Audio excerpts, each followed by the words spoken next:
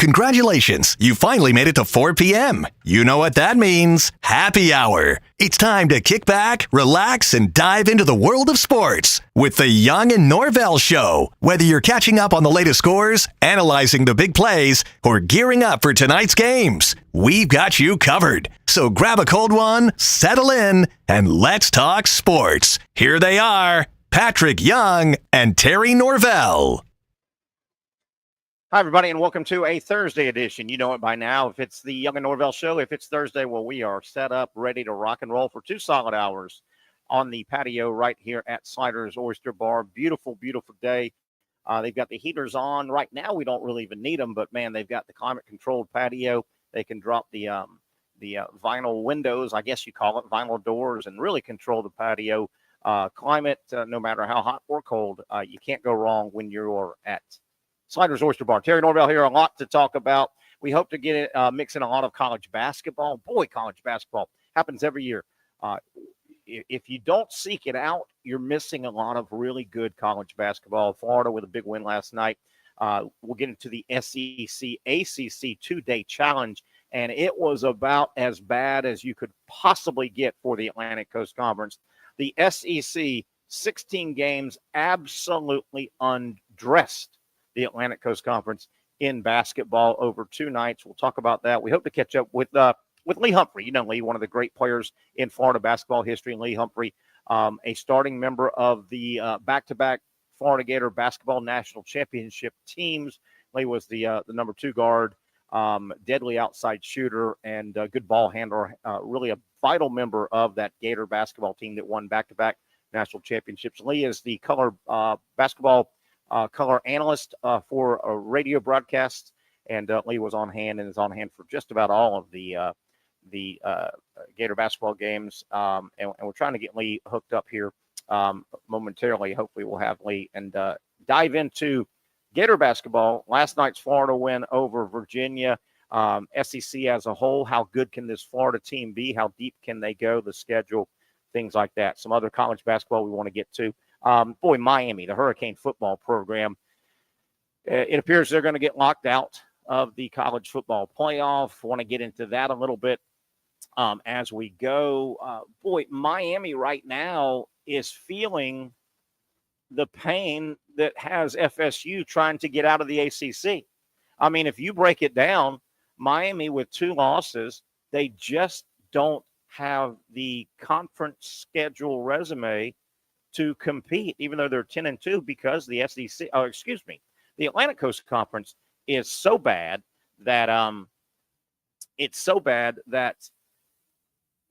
they're probably just going to get 1 team, and they just don't have any pelts on the wall, big wins coming out of that conference. I mean, that is the concept of why Florida State is trying to get out of the Atlantic Coast Conference, because the conference has not done enough to keep the conference on par with the big boys. And you worry even when this thing expands. What if you go 10-2 next year? What if you go 9-3 one year? Even when it goes to 14 bids and teams, if the Atlantic Coast Conference doesn't improve their overall whole, gosh darn, you may see this happen year after year after year. What if you're 9-3 and you're trying to get a 3rd bid in a 14-team field down the road?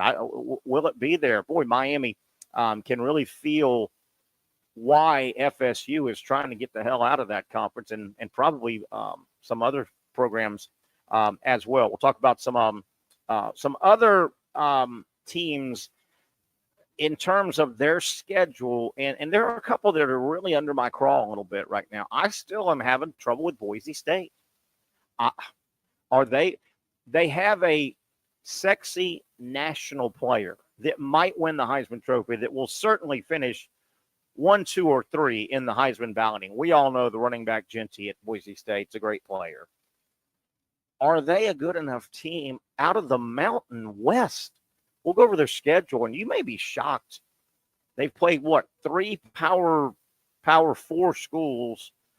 They played Oregon off their feet, and Oregon beat them by 3. That's Boise State's only loss. Good, tip of the hat. But you're talking Washington State and Oregon State, teams like that. and then it's a mishmash of lower division. It's a mess. If Boise State's schedule is a mess, are the Broncos, are they in because they have a Heisman Trophy candidate, a high profile? Is that the reason they're in? If Boise State did not have the same record, the same season, but if they did not have a high profile player, would a lot of the country be clamoring? They deserve it. They deserve it. I don't know. I don't know. Also, we're going to talk about, and we'll get Zach involved. I'm not sure if Patrick will join us today.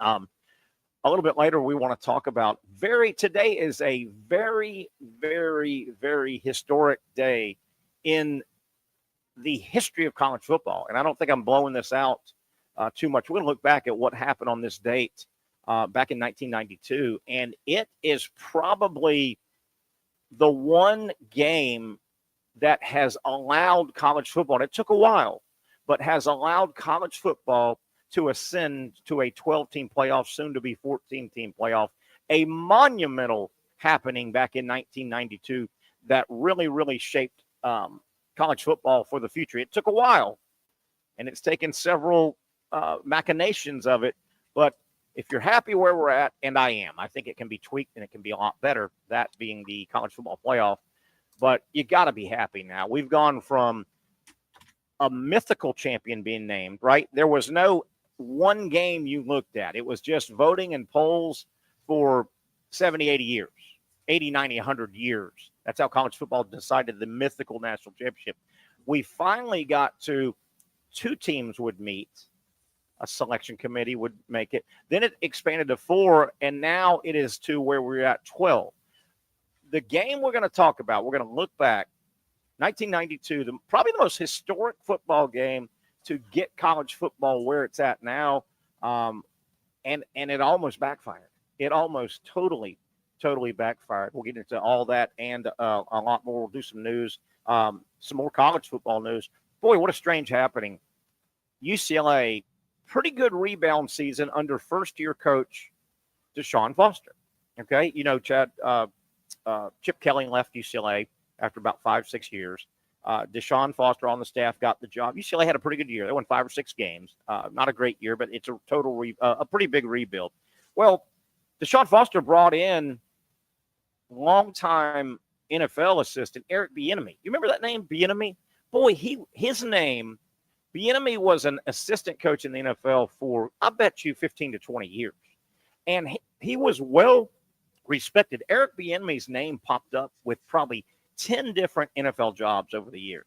And he interviewed with quite a few. And a lot of people to this day are dumbfounded how and why Eric Bieniemy never got an NFL job. Some people said he wasn't a great interviewer. He didn't interview real well. Obviously, I don't know that, but that's one reason. So Bieniemy takes a step down. I mean, he goes to UCLA, the offensive coordinator. He was fired today. He was absolutely fired. That was a strange happening, I think, 1 year in a rebuild. And Eric Bieniemy, gosh, what does he do? Does he go back to the NFL? Strange situation.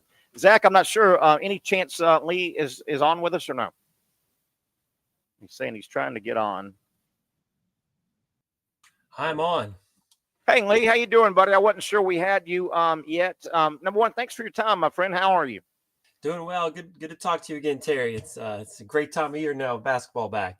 Man, it really is. We're talking with Lee Humphrey, the color analyst for Gator basketball on the radio. Obviously, 2-time national champion. With Lee was a vital member of the 2 best basketball teams in the history of Florida basketball, the back-to-back national championship teams.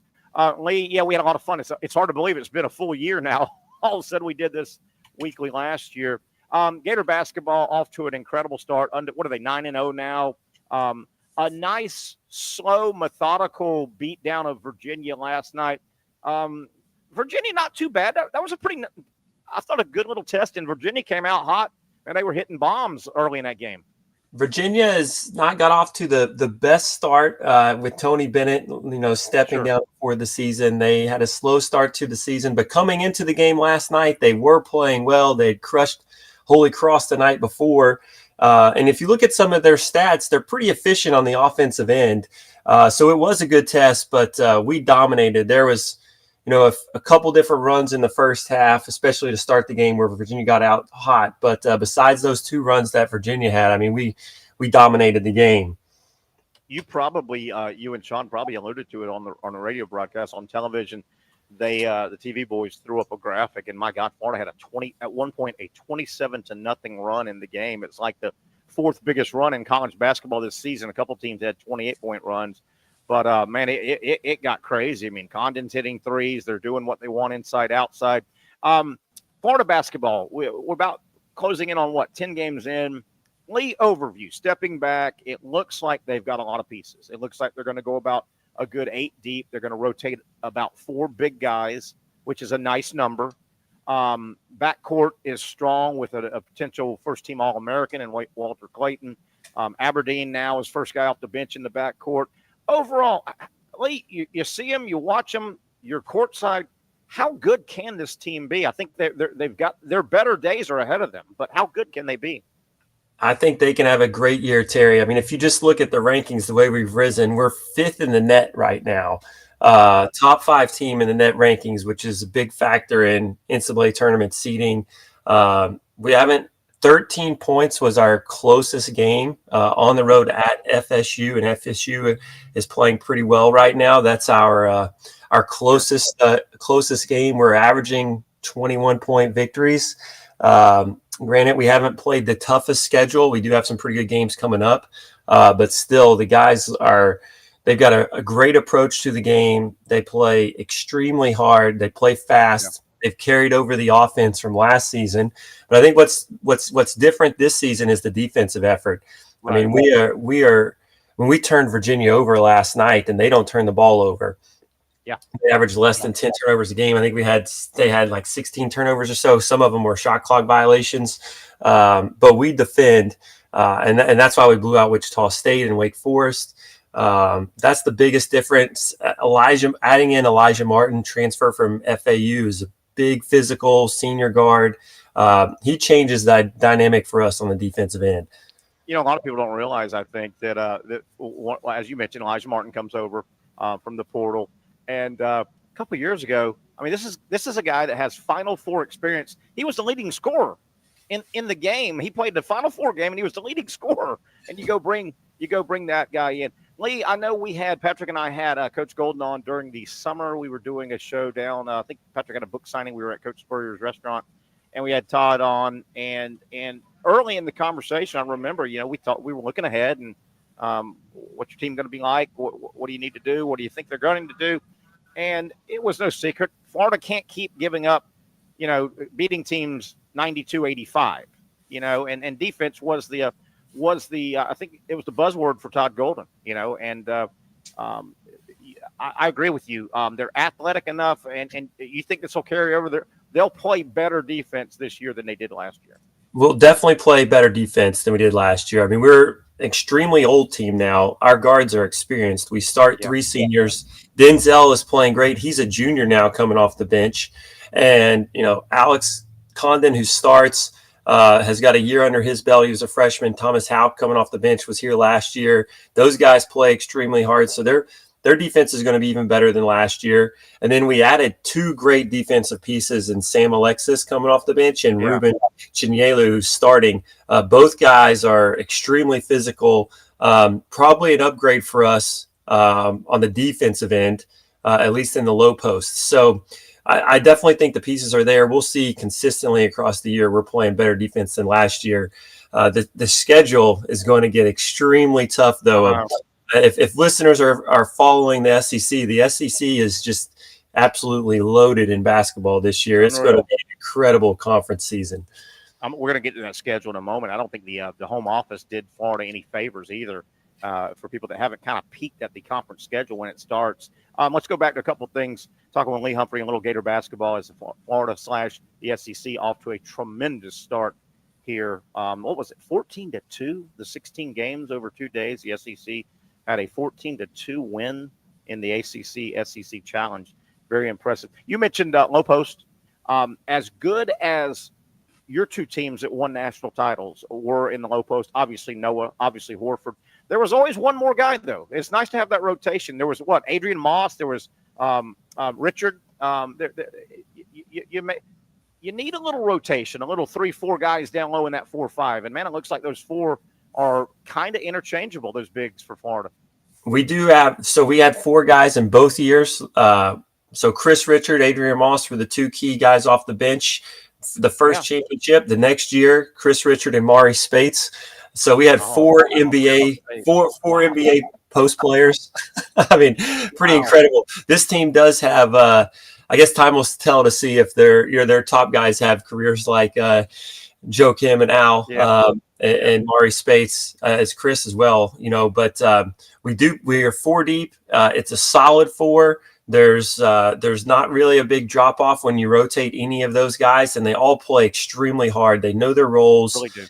Super unselfish. There are a lot of similarities with the team that we had in that respect. Well, you're probably the best guy to ask about outside shooting. I mean, you were a marksman from behind the line, I think the best that Florida's ever had, and the numbers bear that out. I've been preaching to my buddies the entire early season that I'm telling you, I know the numbers don't reflect it when you look at the long ball, the three-point shot. I think this Florida team has multiple good shooters. I think the balls are going to start falling. I think Martin can shoot. We know Clayton. Aberdeen, my God, when he gets in, he makes them. But are you with me there? I think even though I don't know what the three-point number is as a team right now, it's probably not good. This team, in my humble opinion, it's not just Gator Terry, I think they will end up shooting much, much better as the season plays on from behind the line. I agree with you 100%, Terry. And one of the reasons why is the way that we play offense and defend. We're getting out in transition because we're getting stops and running. Whenever we're in transition, we get really good looks from a three-point line. And we didn't get off to a great year shooting the ball, but we got good shots. And because we were getting good shots, high percentage shots that were open for our shooters, I haven't really been that concerned because Walter Clayton can really shoot it. Elijah Martin can shoot it. Will Richard is still struggling from the three-point line, but he can get hot, so I'm sure his percentage is coming up. Alex Condon's over 40% right now. He's making about one a game. It's not a big number.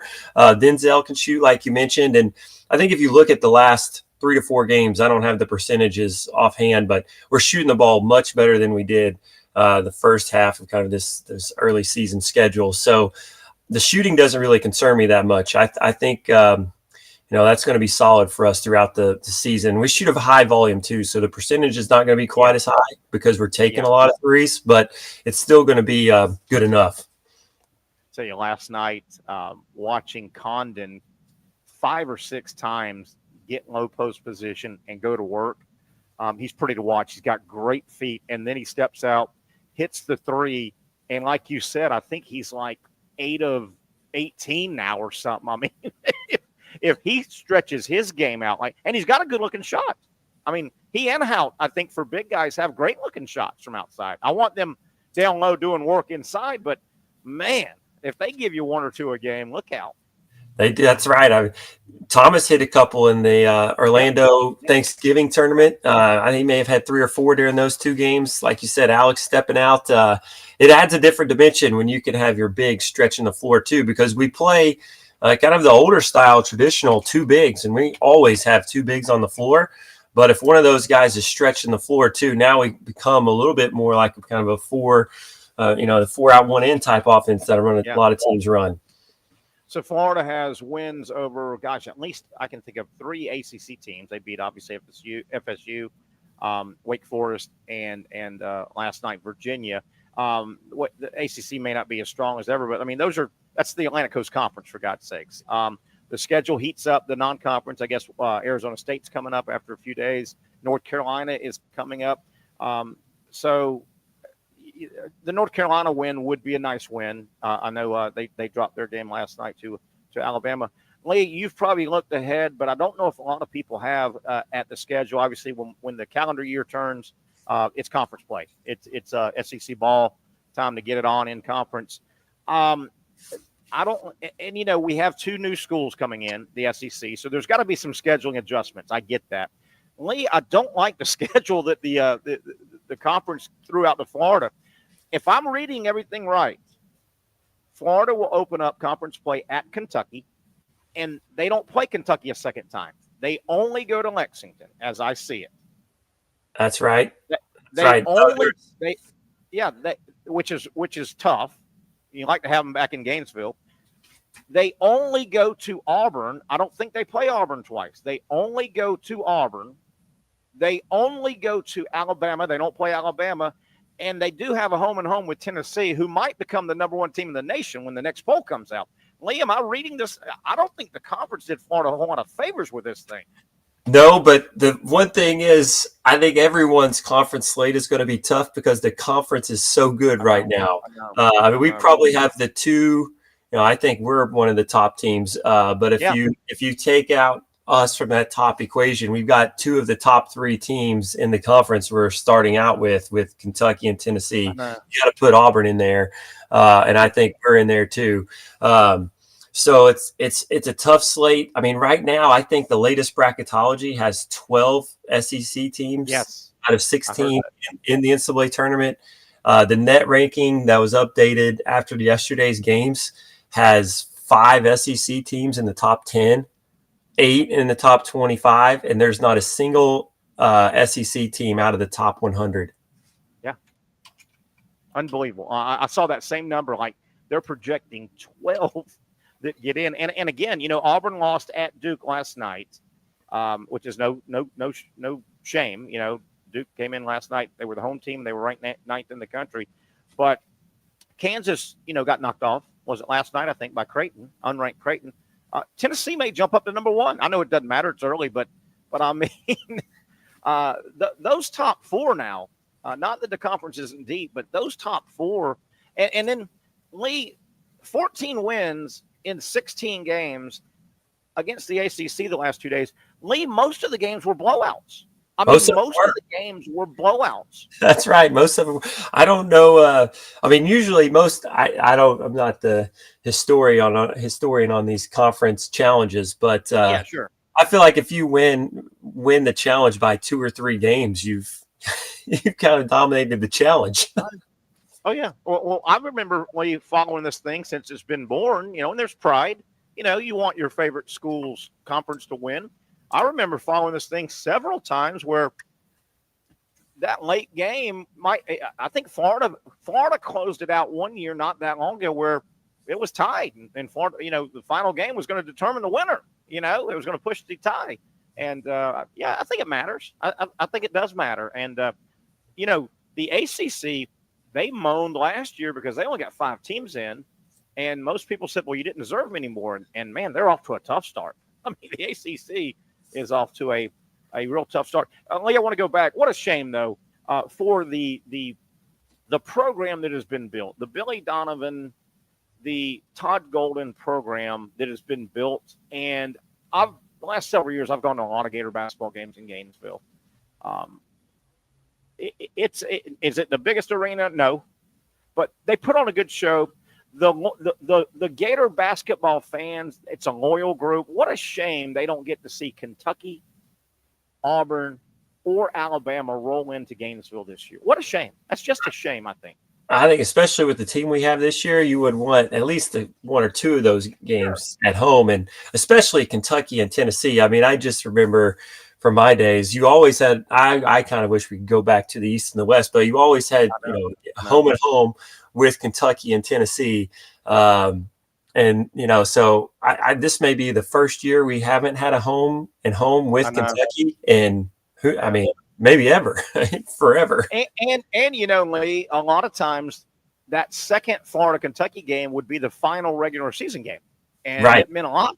It always was when I played. It was a Sunday CBS game, 1 o'clock. Yeah. I remember that well.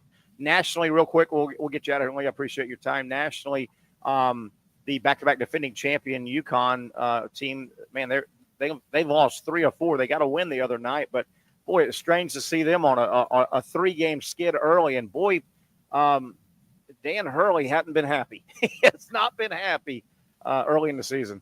He's an intense guy. We all do that. Now it's coming out when things have – maybe he's just so used to winning. He's going to have to gonna have to get used to a little bit to not being the top team in the country. Kansas goes down last night, but again, basketball there's so much parity in basketball. You're not going undefeated. I mean, what was the last one? 76 Indiana, I think. Bob Knight's team went wire to wire. You're just not going undefeated. Kansas, real good. I know. What I hate about this time of the year for college basketball is, Lee, unless you search it out, a lot of people just miss these great games until the calendar turns into the new year. A lot of people they don't get in basketball mode. And Lee, there have been some tremendous games around not just the country, but abroad, out of the country, all those tournaments. I hate that the great game of college basketball gets buried here the first 6-8 weeks. Especially these 2 weeks around Thanksgiving are always great. It's a little bit quiet leading up, and then Thanksgiving week has the tournaments, always some great matchups. And now we have these conference challenges right around this time too, where you get, you have 8 great games between SEC, ACC opponents, and they're all happening on one night. So the way the TV works now, you can put a lot of the games on at the same time and watch all 4. Man, I tell you, and the individual players, man. I mean, you look around. I mean, Mark Sears and Walker Clayton could be first-team All-Americans, man. I mean, just 2 great guards that run their team and score. Broom with Auburn is as good as anybody in the country. Feels like he's been there forever, but what a handful. Tennessee, I think Ziegler's back, right? The little point guard that has been around Tennessee for so long. And they're going to throw athletes at you, Tennessee. Yeah, they're extremely strong. They have a transfer from UNF, led the country in 3-point shooting last year. Great NBA prospect. So they got a fun team. Yeah, and promise we'll get you out here in a second. After Florida, and during a commercial, I caught a lot of the North Carolina Alabama game, and I mean, talk about athletes. Bama, you can't play that style without a bunch of athletes, but Bama just toyed. I know you were busy. Bama toyed with North Carolina in the Dean Dome. I mean, they were so much more athletic, and they played way over the rim. They played 94 feet. They toyed with North Carolina last night, Lee. Oh, they've got, it's like last year's team too. They went to the Elite 8, length around the rim, guys who can stretch the floor shooting, play super fast. I mean, it's they probably play a little faster than we do, but it's relatively similar style. Wow, he's done a great job, Oates. Lee, we get out of here by saying, have you and Sean, are y'all still doing your basketball shoot-offs before games? And what's the legend look like if you are? Well, we haven't had a chance to yet this year. It's just the way the season has worked out, and kind of some, haven't had too many normal home games where there hasn't been something going on. So we're going to have to, maybe conference season, we're going to have to get it started up. And y'all do it from the hash mark, kind of? Is that? I can't remember. That's right, from the hash mark.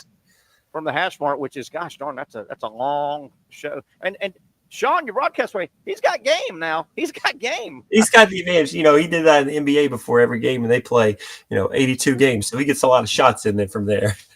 Are you old enough to remember the Globetrotters and Meadowlark Lemon? I think he had that hook. Meadowlark would do the hook from the half court corner right there and make them. He would make them. Amazing. Crazy. Great. All right, Lee, thank you so much. I hope to get you on. Pat's out today, but we look forward to you dropping some knowledge on us all season long. And man, I hope we're talking to you into April. That's right. Let's get all the way to the Final Four. That'd be nice. Thanks, Lee Humphrey. We appreciate you, buddy. Thanks, you guys remember the great Lee Humphrey, best pure shooter in the history of Gator basketball. He, I think, still holds the record for most 3-point shots made in the NCAA tournament for a career. I mean, he went every year. They won back-to-back championships, meaning you played 6 games and another 60. You got to win 6 to win the championship. So in his final 2 years, they played in 12. They were there all the time, and Lee Humphrey could absolutely shoot the lights out. That was just one more aspect of that team. You had Noah and Horford, and then a couple, as you heard Lee mention, the backup big men behind Noah and Horford also were NBA drafts. Florida, that team was so well-rounded. They could beat you inside. They could run with you. They could half court with you, and they could shoot. Don't forget, Lee Humphrey's running mate was Torian Green, who's on the staff, and Torian could heat up. He ran the offense as good as anybody as a point guard, but Torian could shoot it from three and get hot as well. Oh, by the way, some guy named Corey Brewer, as a look back, that Florida team that went back-to-back national titles in basketball, when they all finally came out, and I can't remember the order, Horford, Noah, and Corey Brewer went 3, 6, and 9, I think it was. They all went in the top 9 picks, 3 in the top 9 picks. Maybe it's not X's and O's as much as it's Jimmy's and Joe's. All right, fun segment with Lee Humphrey. We'll bring him on as we did all of last year, talking Gator basketball and basketball pretty much across the board. All right, let's take a break, come back, and look at some stuff, including some potential bowl matchups. You know, Selection Sunday's coming up. We know who's playing in Saturday's conference championship games. We've got a good feeling of what Selection Sunday will be. That'll come out Sunday. And then I think, if I'm right, the bowl matchups get announced later that night. We'll take a look at some of the bowl matchups, maybe from a SEC standpoint. Won't look at all the bowls, obviously, but what are some of the bowls that have intriguing conference matchups and who might represent, for instance, the SEC in this bowl game if they have to play the ACC or the Big Ten? We'll get some intriguing bowl matchups on the other side. Terry Norvelle coming to you live from Sliders Oyster Bar. The best seafood, the freshest seafood can always be found. You know it by now. They carry the Safe Harbor seafood. Nobody does it better. From the dock to your plate, just like that. Can't get any fresher. And they prepare it to your specifications here at Sliders Oyster Bar.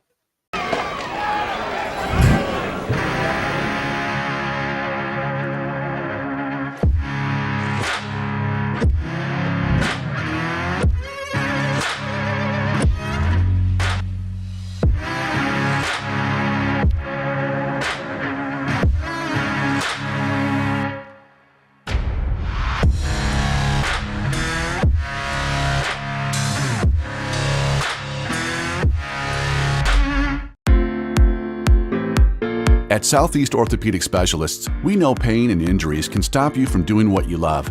This is why our board-certified orthopedic specialists offer the latest in both non-surgical and surgical treatment options and create a treatment plan tailored to your unique lifestyle and goals. So, whether it is a sports injury or that nagging pain that's keeping you from doing what you love, our team has the right treatment for you. For more information or to schedule an appointment online, visit our website. Finally, a family atmosphere, kid-friendly restaurant with a real sports bar feel. Bricks Jack's Beach features all of that and a large, climate-controlled covered patio with misting fans and heaters for all seasons. Mix in an extremely diverse menu that features the most quality and affordable steak at the beach, and there's no reason not to enjoy your next lunch, dinner, happy hour, or big sporting event at Bricks Jack's Beach, 300 2nd Street North in Jacksonville Beach. See you at Bricks Jack's Beach. You really got to hand it to him. Hold on. The previous play is under further review. I'm not sure what he could review, but okay.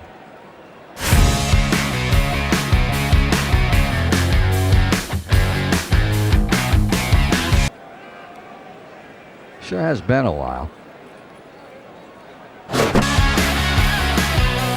Dynamic Hurricane Grill and Wings for the football season. Well, there he is. Oh, what is that? The Action Sports Jax 24/7 network is streaming. I'm Stuart Weber, and I'm here to teach you a nice 3-step process on how you can watch all your favorite programming from the Brent and Austin Show every weekday 10 a.m. to 1 p.m. or the Cup Date with me. It's fantastic. We talk NASCAR. It's a great time. Wednesdays at 1 o'clock. All right, first step, easy. Download the Action News Jax app. You probably already have it downloaded on your phone, so you might already have that one taken care of. Step 2, see that stack of pancakes up there? You click that stack of pancakes, and it's going to bring down step number 3, which is a full screen of all the different streams that you can click on, including the Action Sports Jax 24/7 stream.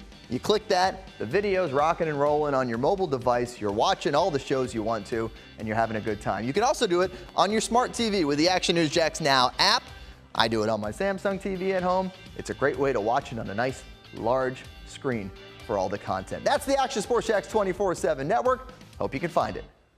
You trust CGC to make your water great, and now you can trust CGC with your plumbing needs as well. Fast, convenient scheduling, licensed and insured. A quick call away at 904-552-1242. You never know when you're going to have an issue with a shower, toilet, or maybe it's a sink that sometimes is easy to fix. All right, let's be honest. I'm not fixing anything. I'm totally staging this because when I have a plumbing problem, I call CGC Water Treatment and Plumbing. Trained professionals, transparent pricing, customer satisfaction. Small problem or even a bigger issue. Maybe you need a new tankless water heater or something a bit more intricate. The experts with 25 years of experience at CGC Water Treatment and Plumbing can do it all. Call 904-552-1242 or visit cgcwater.com. That's 904-552-1242 or cgcwater.com. CGC Water Treatment and Plumbing, an authorized independent Connecticut dealer. Florida license number CFC 143-2579.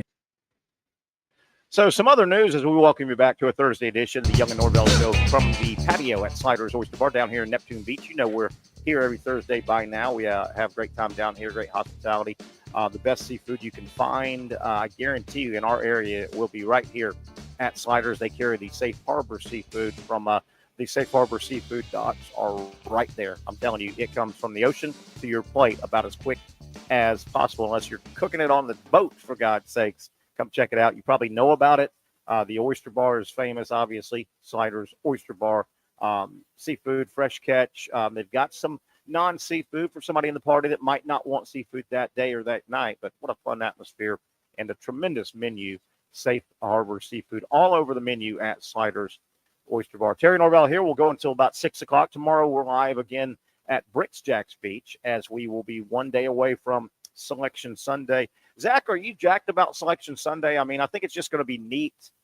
College basketball is so exciting on Selection Day. Now, they have a lot more teams to pick and get them in and bracket them up. But, Zach, I'm jacked about that. I think that TV show is going to be so much fun to watch. I know, it's a lot better when your favorite team is in it, but there's still some we pretty much know the teams, don't we, Zach? They're going to be, but we don't know officially where they're going to be bracketed at and who they may run into, right?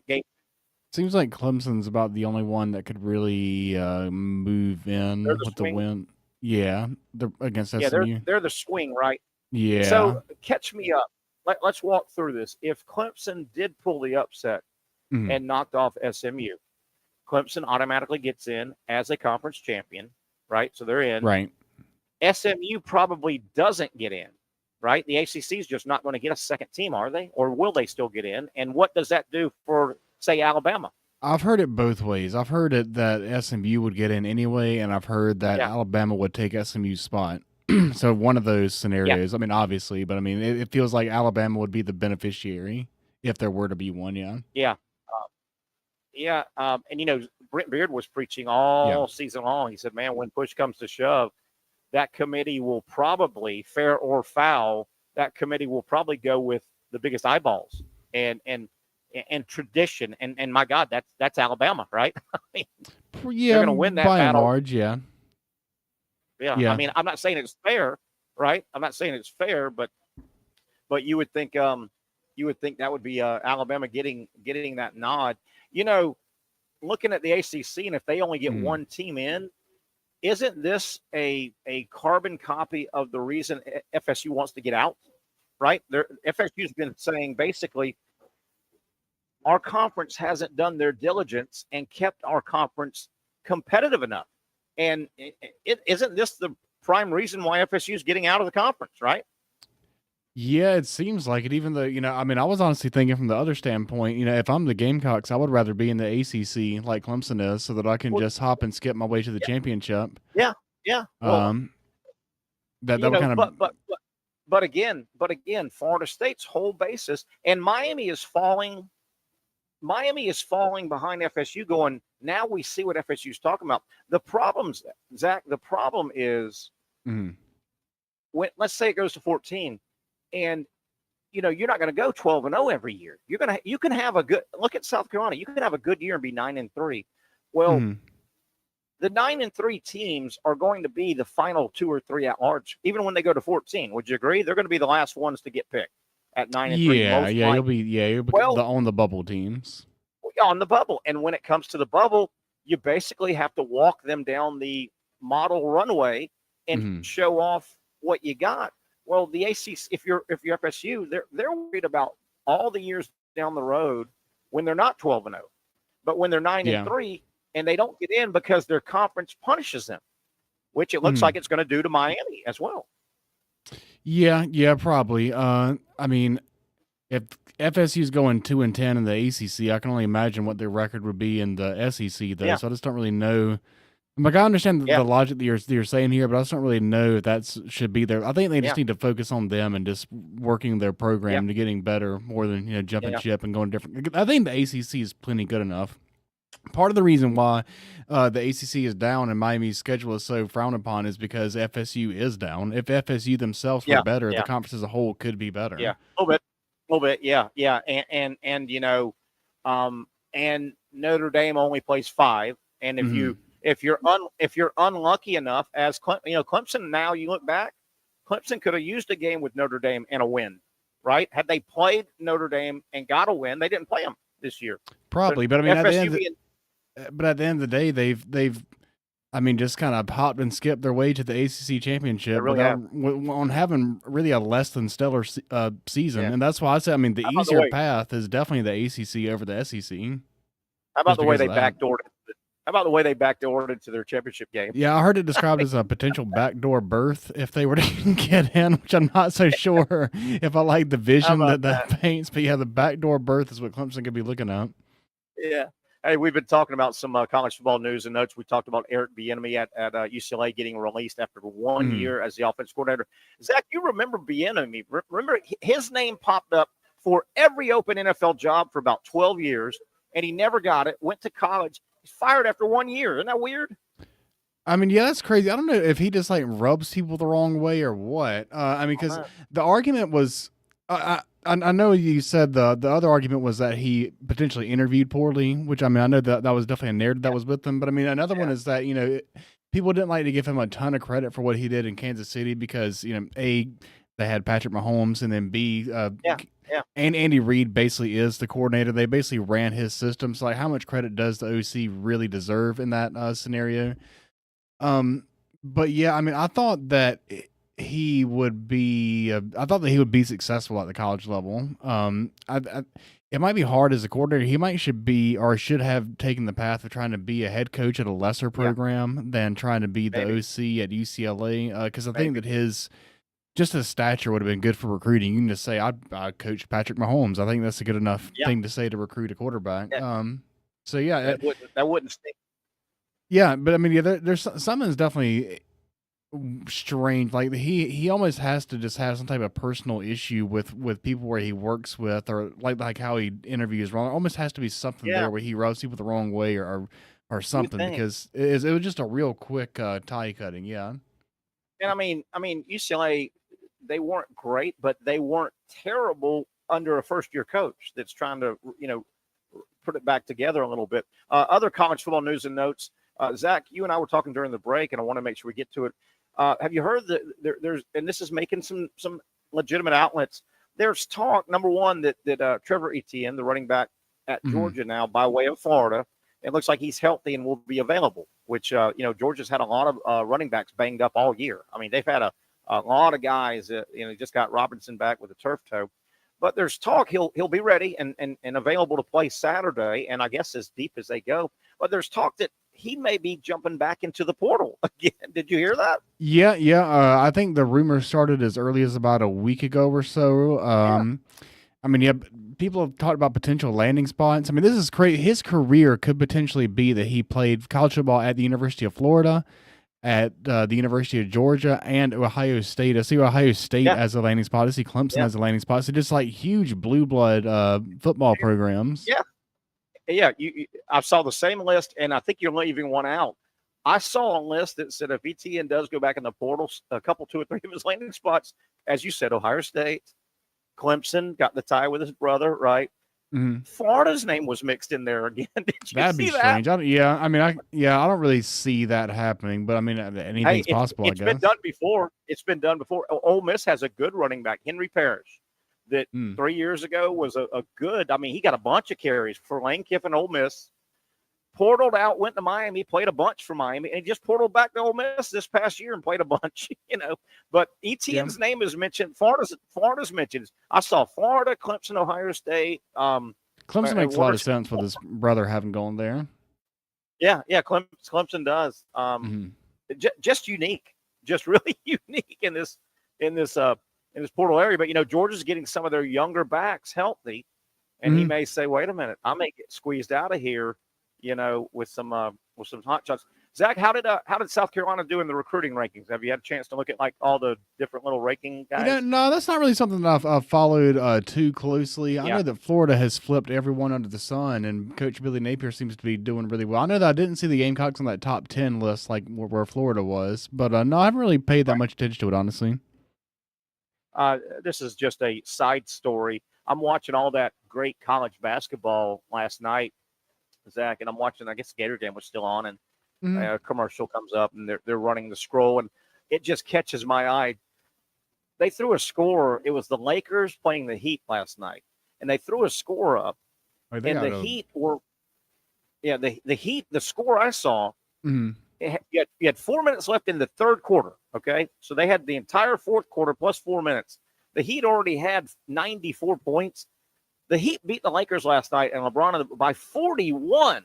Zach, yeah, that's ridiculous. I would imagine that it probably is they just happen to hit all their 3-pointers because every NBA game is just a 3-point contest at this point. But yeah, that's crazy to blow out LeBron James like that in his I guess it was at Miami and his return to Miami. That's that will catch your eyeball on a Tuesday night or Wednesday night. One of their deep shooters is Tyler Hero. You remember him from Kentucky. He hit 7 in a row at one point, seven straight that he took.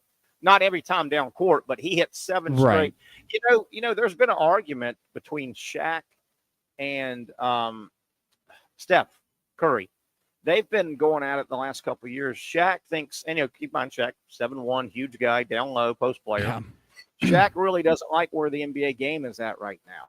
And they've been going back and forth. But yeah, the argument is it's just a game of horse. It's a 3-point shot game of horse. There's definitely something to that argument. Yeah. And, you don't want to punish guys for improving their long-range shot, but there's a viral video you can catch, and I saw it this week. It popped up. I might have saw it yesterday, definitely within a day or two. Zach, there's a video, and it's titled "Why I Hate the NBA." Oh, I've seen this. I've seen this circling around. Have you seen it? Oh, yeah. What is that? That's probably 5 trips on each side of the court, missed 3-point just jacking bomb, up threes, 0 cuts to the basket, 0 screens, 0 nothing. Just out there just standing around. And isn't it? It's at least 5 possessions on each end of the court. Dribble, shoot, miss, rebound, 1 pass, get it to a 3-point, and they missed 5 each. It was terrible. Yeah, that's how we used to play during gym time in my high school, and the coach would get really mad at us and be like, someone's got to run, someone's got to do something, someone's got to cut to the basket. Like, what are you guys doing? Yeah, no doubt. Zach, I want to look into these potential bowl matchups, and really from the SEC point of view, I'm looking around here, and obviously there's a lot of tie-ins. So you can't just kind of go Colorado and Florida would be a good game, right? You got to look down and say, okay, find a bowl game that ties in SEC and Big 12, right? There's not a lot, but looking around, some of the more intriguing bowl games that SEC schools could go to, not the big playoff games, okay? You know that. That's right. Put that on the side. Great. Birmingham Bowl, obviously in Birmingham, Alabama. ACC, that could easily be an ACC SEC. You look around also, Citrus Bowl in Orlando, Big 10 SEC, and that's Florida's been in that a million times over the years, playing Iowa and playing Michigan. Gasparilla Bowl, they can choose from ACC, SEC, Conference USA, and AAC. And the reason they go that deep, by the time they pick, there may not be any great teams left, right? So they may not want to get the seventh team in the SEC. Yeah, they may want to get the second team in Conference USA instead of the eighth team in the SEC. But there's been a lot of talk, Zach, among Gator Nation. Hey, how about the Gasparilla Bowl in Tampa? Florida and like South Florida. I've heard that. South Florida just lost their last game. But that makes sense. You also, Zach, say that again. I would say, yeah, that matchup would make sense. Yeah. But you also, where I'm going with it, you also got to look ahead to next year's schedule for everybody because Florida, I think, opens up with South Florida. So you're not going to play back-to-back games, right? Yeah. Didn't Georgia and Clemson do that? They might have, but I think they Georgia Clemson. Well, yeah. But that's Georgia Clemson, not South. Here's another one. There's talk. You hear Gator Nation saying, hey, how about this? Since Miami's out of the playoff, how about Florida Miami in a rematch? Well, keep in mind, Florida and Miami play game. Well, let me finish that. Florida Miami play game number 2 next year. So, do you really want Florida and Miami? That doesn't bother me as much. Yeah, I feel like the teams will be so different. Like Cam Ward will be gone. But what I'm trying to get out here is, do you really want, in basically one calendar year, Florida and Miami to play 3 times? Yeah, I think that'd be cool. I don't know. Why is that bad? I don't know. Oh, you don't want you don't want the Gators to go 0-3 in 12 months against the Hurricanes? Easy, South Carolina. Remember, you've won nothing ever. Okay. Gator Bowl won 9 games this year. Gator Bowl, SEC, ACC. Gator Bowl's in a position. I think if I was making the call right now, I go get Florida and I go get Georgia Tech. I think that's a wonderful. Georgia that'd be Tech a good matchup. I think that'd be a good matchup. Florida's and Lagway is going to sell a ton of tickets. I predict that's going to be the matchup. That's what I predict in the Gator Bowl. Las Vegas Bowl. I think didn't Florida go to the Las Vegas Bowl and get drilled by Oregon? Yeah. It wasn't. It was about 5 or 6 years ago, maybe. Yeah. So that's an SEC Pac-12, and keep in mind the Pac-12 only has 2 teams, but they get to use the old Pac-12 teams as well if needed. Did you know that? The Pac-12. I did not know that. The whole thing is silly. What?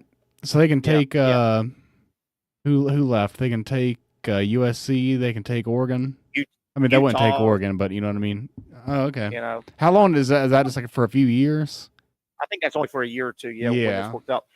The Liberty Bowl, decent little lower rank bowl, SEC Big 12. Now that is where you could theoretically Florida, Colorado, but is the Gator Bowl is a bigger boy than the Liberty Bowl, right? The Gator Bowl would not let Florida go to the Liberty Bowl, would they? Wouldn't the Gator Bowl snatch Florida up before they go to the Liberty Bowl? Probably. I don't really know the tiers on this, but that sounds right. Yeah. So there's one. Music City Bowl, SEC Big 10, decent game, Nashville, great city. And then a couple more. I would really like to see the Gamecocks play Colorado, if that's possible. That'd be kind of neat. All that defense. Yeah, I think that they could really give Shador a hard time. Yeah, all that defense against all that offense. Yeah. Tampa Bay, the Tampa Bowl, Raymond James Stadium, SEC Big 10, and that could be or Notre Dame or an ACC school. So that's one of those because and then the Texas Bowl, SEC Big 12, SEC Big 12. Now the bowl games will get announced Sunday night, right after the selection. Yeah, Sunday night. Yeah, so we'll know the bowl games. Man, there's a lot coming up. You've got championship Saturday. You've got selection Sunday. You've got bowl selection Sunday. And the portal opens Monday, Zach. Monday. Mm-hmm. Yeah, people are going to be jumping left and right. Hopefully, it feels like Billy's on the right side of the portal. It feels like he's getting more than he's losing. Zach, we got a few minutes before the top of the hour. Then I want to get into definitely. I teased a little bit the biggest, and I think you've probably figured it out. Probably the biggest game that has shaped college football where we're at playoff wise happened on this date in 1992. But Zach, before we get into that, what do you think the path is? Is there a quick path? And I know it's just subjective. We're both going to give our opinions. Is there a quick path for Florida State to get out of the damn crater that they're down in right now? Is there a quick path? Man, it's tough. I think that the path would be to somehow get Coach Deion Sanders to be their head coach, which is what they really should have done in the last hiring cycle. That would be the path. Yeah, maybe. I think they have to make a drastic change. Like something has to be different. Like I saw the commit. He was an offensive lineman from Rains High School. He committed to LSU. Yeah, and he had a quote. Thomas. Right. And he had a quote that said, "It's a shame I couldn't go to FSU." As in, he really it sounded like he grew up wanting to go to FSU, but I don't know if it was an NIL, an offering, or just because their program is such in shambles right now that he doesn't want to risk his career to go there. Yeah. But I mean, that's a real legitimate problem. Once you get a reputation of being the toxic program in the state, it's hard to come up. It is hard. That is the hardest thing, especially in college football, because in college sports, everything is such a ball. Once the ball gets rolling, like once Clemson gets to the top of the mountain and they win the national championship, then it's easier to get back to it. And so the same thing is the opposite. Once you're in the ditch, you're in the gutter like FSU is, it's hard to crawl up out of that. So they got to do something drastic, I think. Yeah. They're facing and I don't want to be gloom and doom guy, but I'm trying to be honest guy. They're facing some issue, let's go through a few of the issues FSU's facing. Number one, if you're having a 2-10 season, as Florida State did, and the wheels were off, it's much better to have that in year 1 or year 2 of the new coach. This is year 5 of Mike Norvelle. You're supposed to have guys. You're okay. So you're supposed to have that.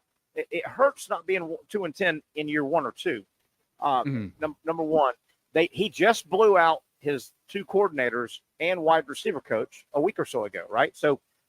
The guys they just signed, they don't really know who is going to be their didn't know until a couple days ago, right? They got antsy, and they didn't even know until they got named. So they've got 2 new offensive and defensive coordinators, new wide receiver. And, Zach, I know Mike Norvelle did a lot of damage a couple of years ago, and note that down, circle that, a couple of years ago in the portal. He did a lot of damage. Jared Verse, NFL guy, Fisk, the interior guy. The 2 receivers he got, Wilson and Coleman. Hell, the running back, Benson, came from Oregon, right? He did a lot of damage. But, Zach, Mike Norvelle did damage a couple years ago when FSU was not rock bottom. I don't know how many portal guys are going to pick up the portal phone when they see it ringing and it says 2-10 FSU, dumpster fire, new coordinators, bad conference. Right? I don't know how he gets out of this quickly. No, it's gonna be really hard. They're gonna have to, legitimately come up with a truckload of NIL money, like Ohio State level money to compete. Like I think that's the only way. It's not gonna be on, what we've done or the culture we've built, anything. No, it's gonna have to be the almighty dollar or doing some type of drastic coaching change. It's tough, and I don't know their roster top to bottom, but you also got to worry, obviously, with 85 guys on scholarship, they've got a couple of good players, right? Their team wasn't good, but they've got they brought players. in a lot of transfers last offseason. And that just played for them, even though they were 2-10, they had players that were good players. You with me? Can they keep them all? Zach, they also I'm thinking it's going to be guys they've got. Yeah, I'm thinking they're going to be losing a few. I think there's going to be a scattering.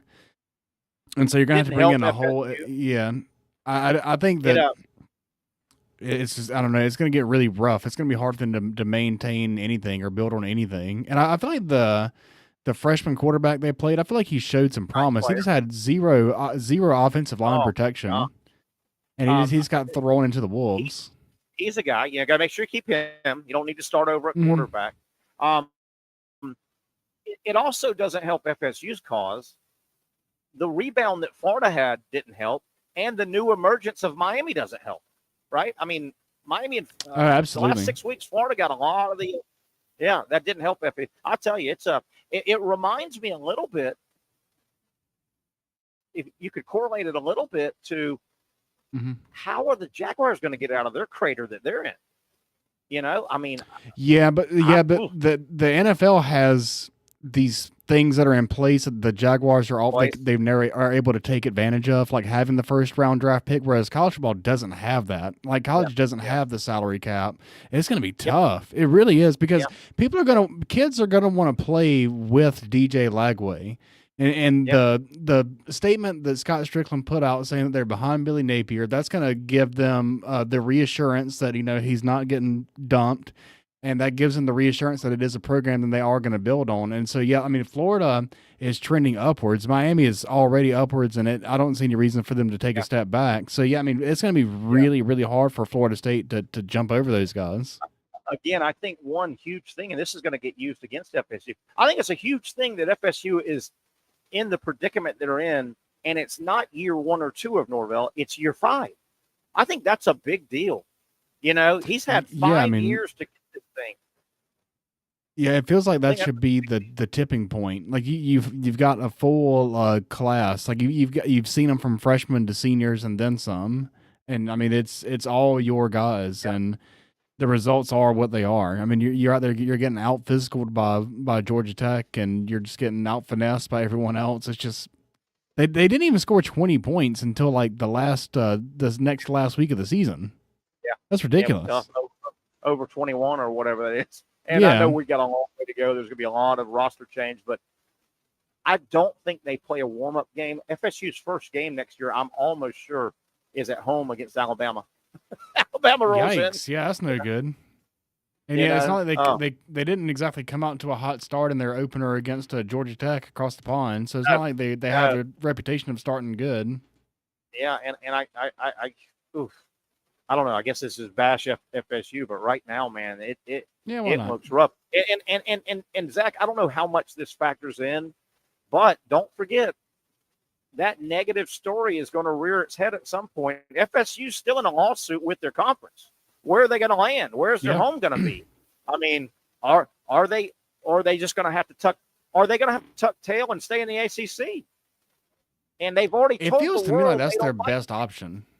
Yeah, but they've already told the world that they don't like the ACC. They think that they've told. If I'm recruiting against FSU and they stay in the ACC, I go back to that lawsuit that was drafted up, and they basically said, we're trying to get in because we hate our conference because they haven't stayed as good as the other conferences, right?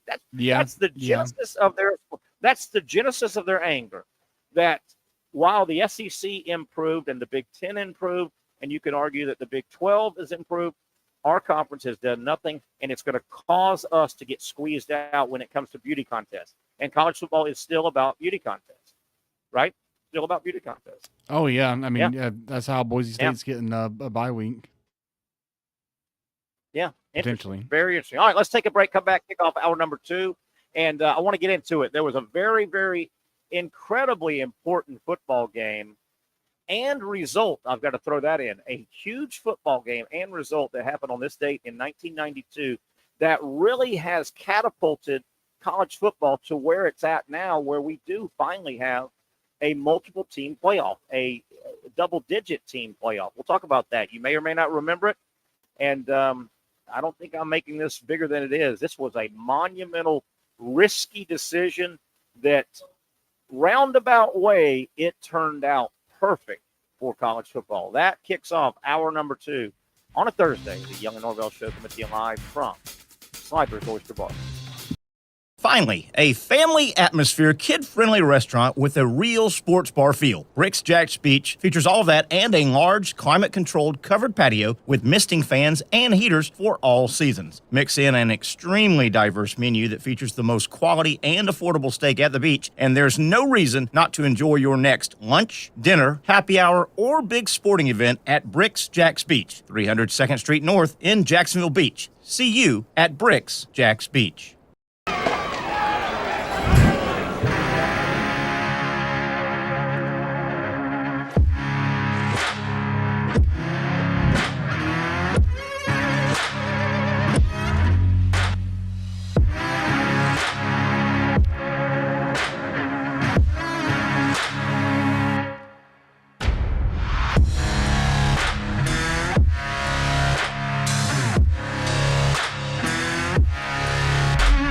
For over 20 years, Southeast Orthopedic Specialists has been providing the highest level of orthopedic and spine care to patients throughout Northeast Florida. Now, we're making that same great care even more convenient with Southeast Orthopedic Specialists Direct, a walk-in clinic where you can be seen for pain or injuries with no appointment needed. Staffed by orthopedic physicians and specialists, we offer everything from diagnosis and treatment to imaging and bracing, all with no appointment needed. For more information, hours, and locations, visit our website.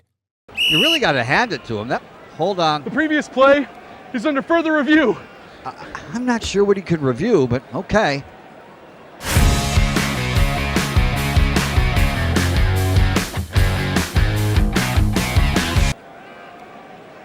Sure has been a while.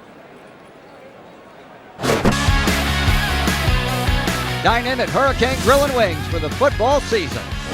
Well, there he is. Oh, what is that? Hey everyone, Olivia Tasley here from Action Sports Jacks to tell you all the different ways you can watch our new 24/7 network. 3 easy steps. You don't even need a pen and paper to write it down. Step number 1, download the app. Search Action News Jacks in your app store either on your phone or your smart TV. Then, once you're on the app, click on that little drop-down menu in the upper left-hand corner with the 3 little lines. That'll show you these options, and boom, right here, click Action Sports Jacks 24/7, and you will be brought to our continuous stream channel. That app can be accessed through all these different platforms. Whether you have Roku, Fire TV, Smart TV, Apple TV, or Google TV, you can find our app. Now, if you don't have access to the app, don't worry, we still got you covered. We're across all social media platforms from Facebook, Instagram, X, YouTube, Twitch. We have a podcast channel. Plus, check out our short reels on our TikTok. Action Sports Jacks 24/7. It's on all the time and everywhere. Summertime means sizzling sales at Nimnick Buick GMC. The #1 Buick GMC dealer in Jacksonville has lots of inventory to choose from with their best price guarantee. Nimnick never charges above MSRP. You can save up to $10,000 off select new GMC Sierras or get rates as low as 1.9%. You know, I'm a truck guy. GMC Sierra, my trim level is an SLT. This one's an Elevation. Pretty good looking color as well. So here at Nimnick Buick GMC, you have a lot to pick from. My father-in-law, he drives this, an Enclave, so I feel like that GMC in the family. 2025 is coming around the corner, which means it's almost time to close out those 2024s this summer. You can schedule a test drive at NimnickBuickGMC.com, and while you're there, check your trade value and customize your payment options. Nimnick is there for you, even on Sundays. Visit the showroom on Phillips Highway or shop online at NimnickBuickGMC.com. Nimnick, your friends in the car business since 1941. GMC, we are professional grade. All right, folks, let's get in the Wayback Machine and go back in college football history, as this is a huge week in college football. The conference championship games come up on Saturday. By the way, the SEC is at 4 o'clock, and then I think it's the ACC Big Ten. They're both at 8 o'clock. The Big 12, I think, is the early game, and then you've got the Mountain West and things like that. But the SEC plays at 4 o'clock. There was times I was at SEC Media Days, and, Zach, I got asking that question one time. When I was in Birmingham one year at SEC Media Days, because the SEC has played their championship game for a long time now at 4 o'clock, the 4 o'clock window. And I remember none of us could figure out what the deal was. I asked one time, Zach, I said, I talked to one of the officials there, the home office official, said, what's the deal with that? And their theory is, with the time difference, obviously, that they wanted their championship game, particularly when it was just a great game and it's coming down to the end. You know, those games are 3:45, 4 hours, those championship games. They're cramming halftime and they're cramming as many TVs. They want their game to be ending in that first primetime hour-ish. They want that game to be ending, not starting and going late night. They want it to be ending thinking that that'll catch the East Coast. They want their game finishing up 7:45, 8 o'clock in a just thrilling fourth quarter, and that way they'll catch some of that West Coast at 4. Most people are, college fans are watching, but I always thought it was interesting that they don't do the late night kickoff. They want that 4 o'clock, and they also, I think, that'll keep them as the only one in that time block. But it's very interesting that you would think the SEC would want that 8 o'clock kickoff, and there's a couple of them that kick off at 8 o'clock. All right, so let's talk about the game. And Zach, if you're there, I'm curious to see if you have seen. Have you seen the wonderful 30 for 30 about the first ever, not only in the SEC, but first ever in college football, the 1992 first SEC championship game? Have you ever seen that documentary? It's fabulous. I have seen something like that on a loop in Spurrier's Gridiron Grill for the past 2 years on mute.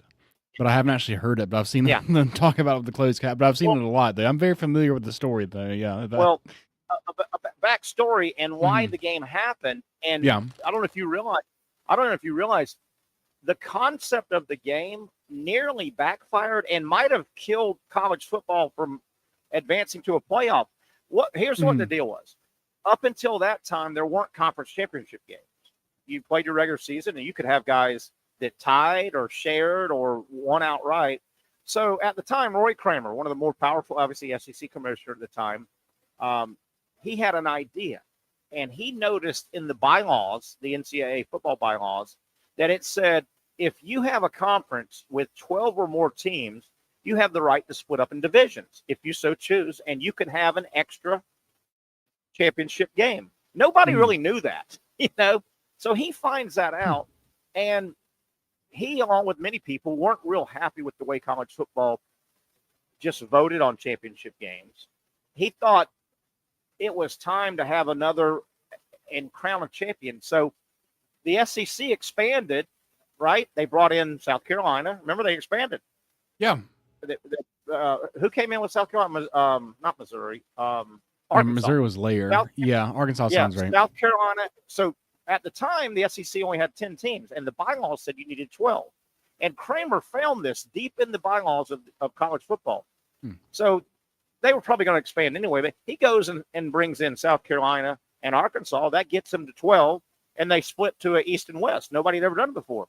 And they said whoever wins the East will play whoever wins the West for the championship. That will determine the SEC championship. Now, the coaches did not like it at all because they were going, oh, boy, that's just one more game to lose. It's going to knock, the coaches. And in that loop, even I think Coach Spurrier wasn't crazy about it because they saw one more chance to lose your way out of, well, wait a minute. What if we're already 9-2 or 10-1?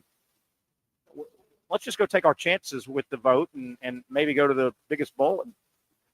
But Roy Kramer thought that was the way to go, and he also thought that was the way to go to advance college football. You had to get out of the stupid voting, right? That's how they just named the mythical champion.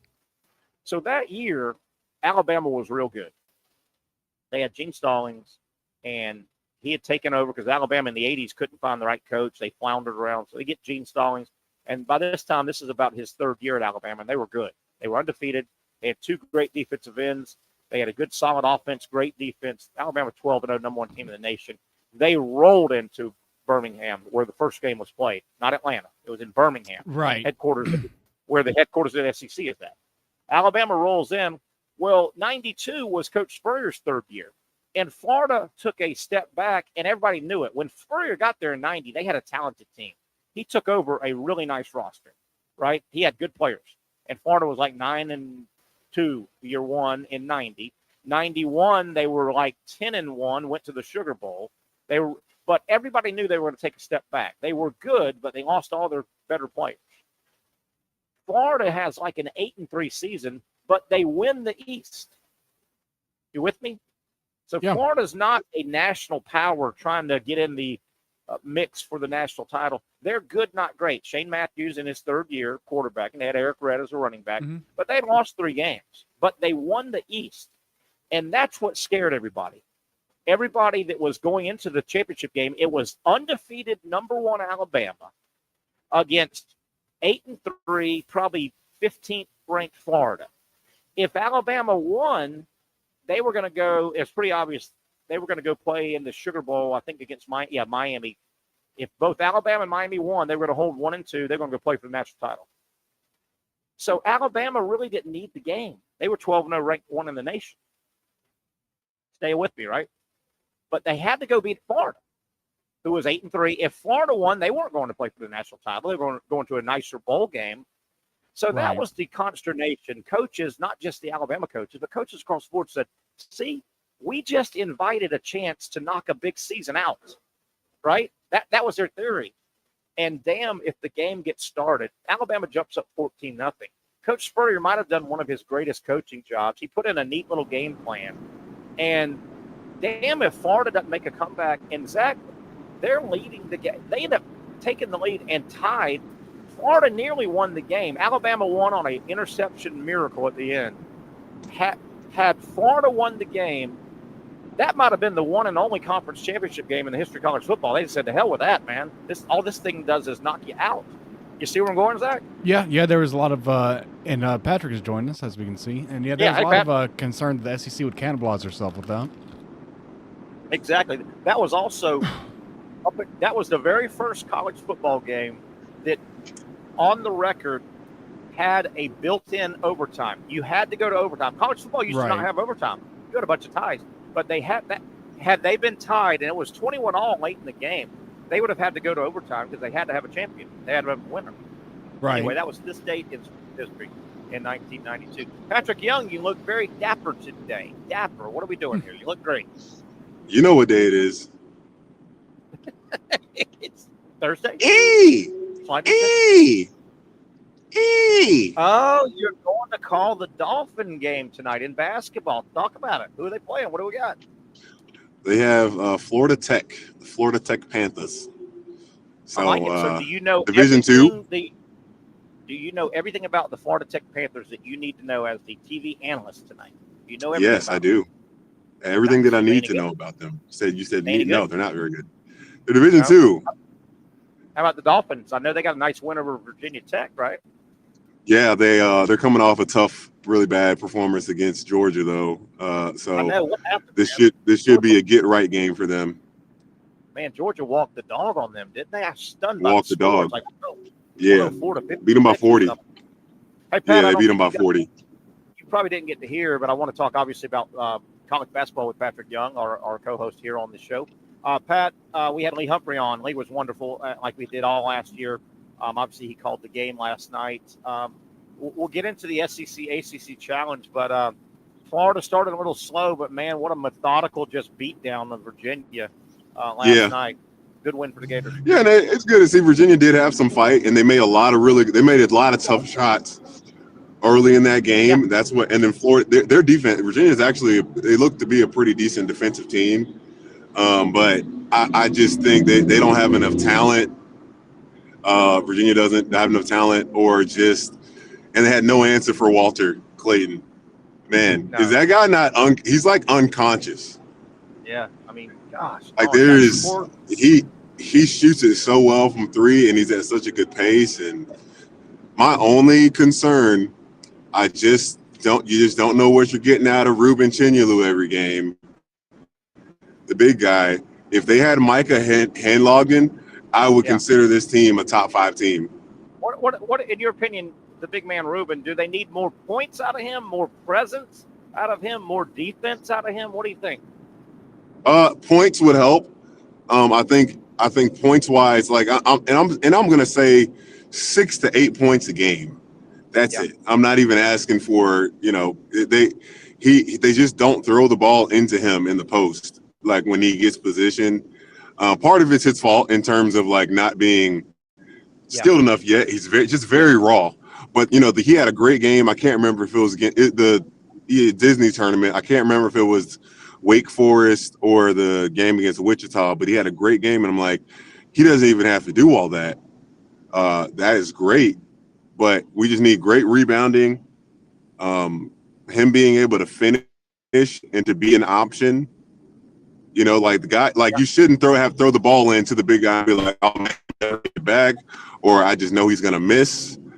Like you want to throw it in, saying, "Oh no, he's got a chance to score," because of the position. He's so strong. He's so big and strong, and strong. What you just described, though, what you want from him: 6 to 8 points, bunch of rebounds, presence.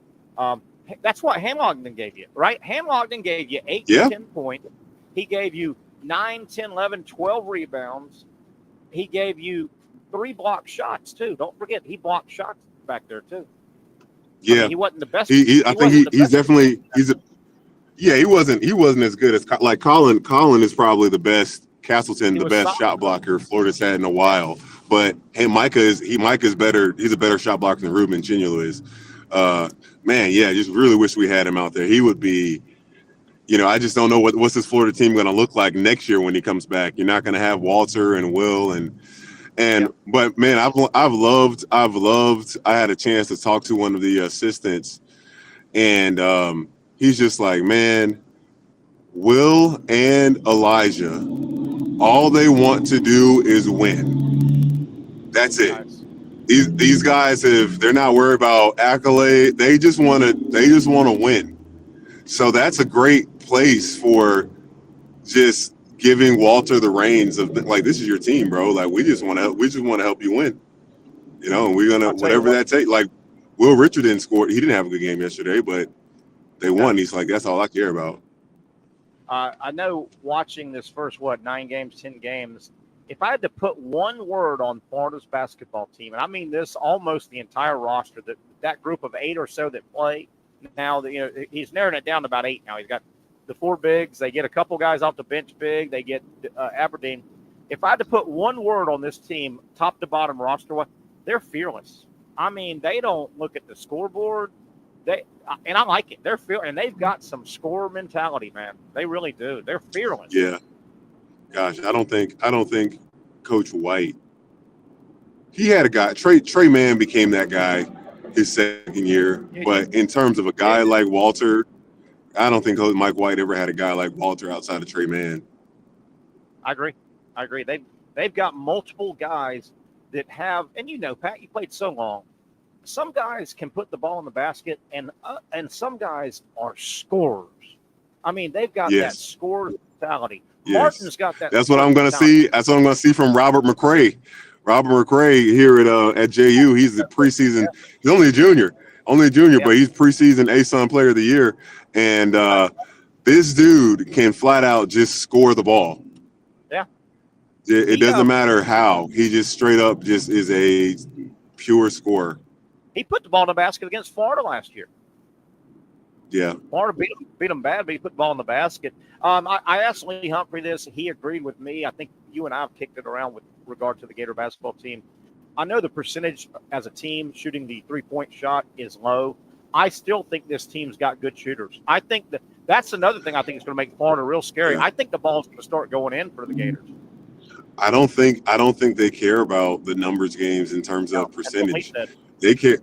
He cares about getting them up. He wants to get them up. Yeah. Get up as many as you can. As many possessions that. Yeah. Which I do. I respect it because the three ball is just the ultimate neutralizer or bring you back into a game. Like it's the 3-pointer is a game changer. It was at one point, early in the game, like Virginia kept knocking down threes, and I'm like, I hope they realize, 3 is more than 2, because we gotta start. I was like, we gotta start either getting some stops or knocking some shots down, because these guys kept knocking down threes, and they were able to do both eventually.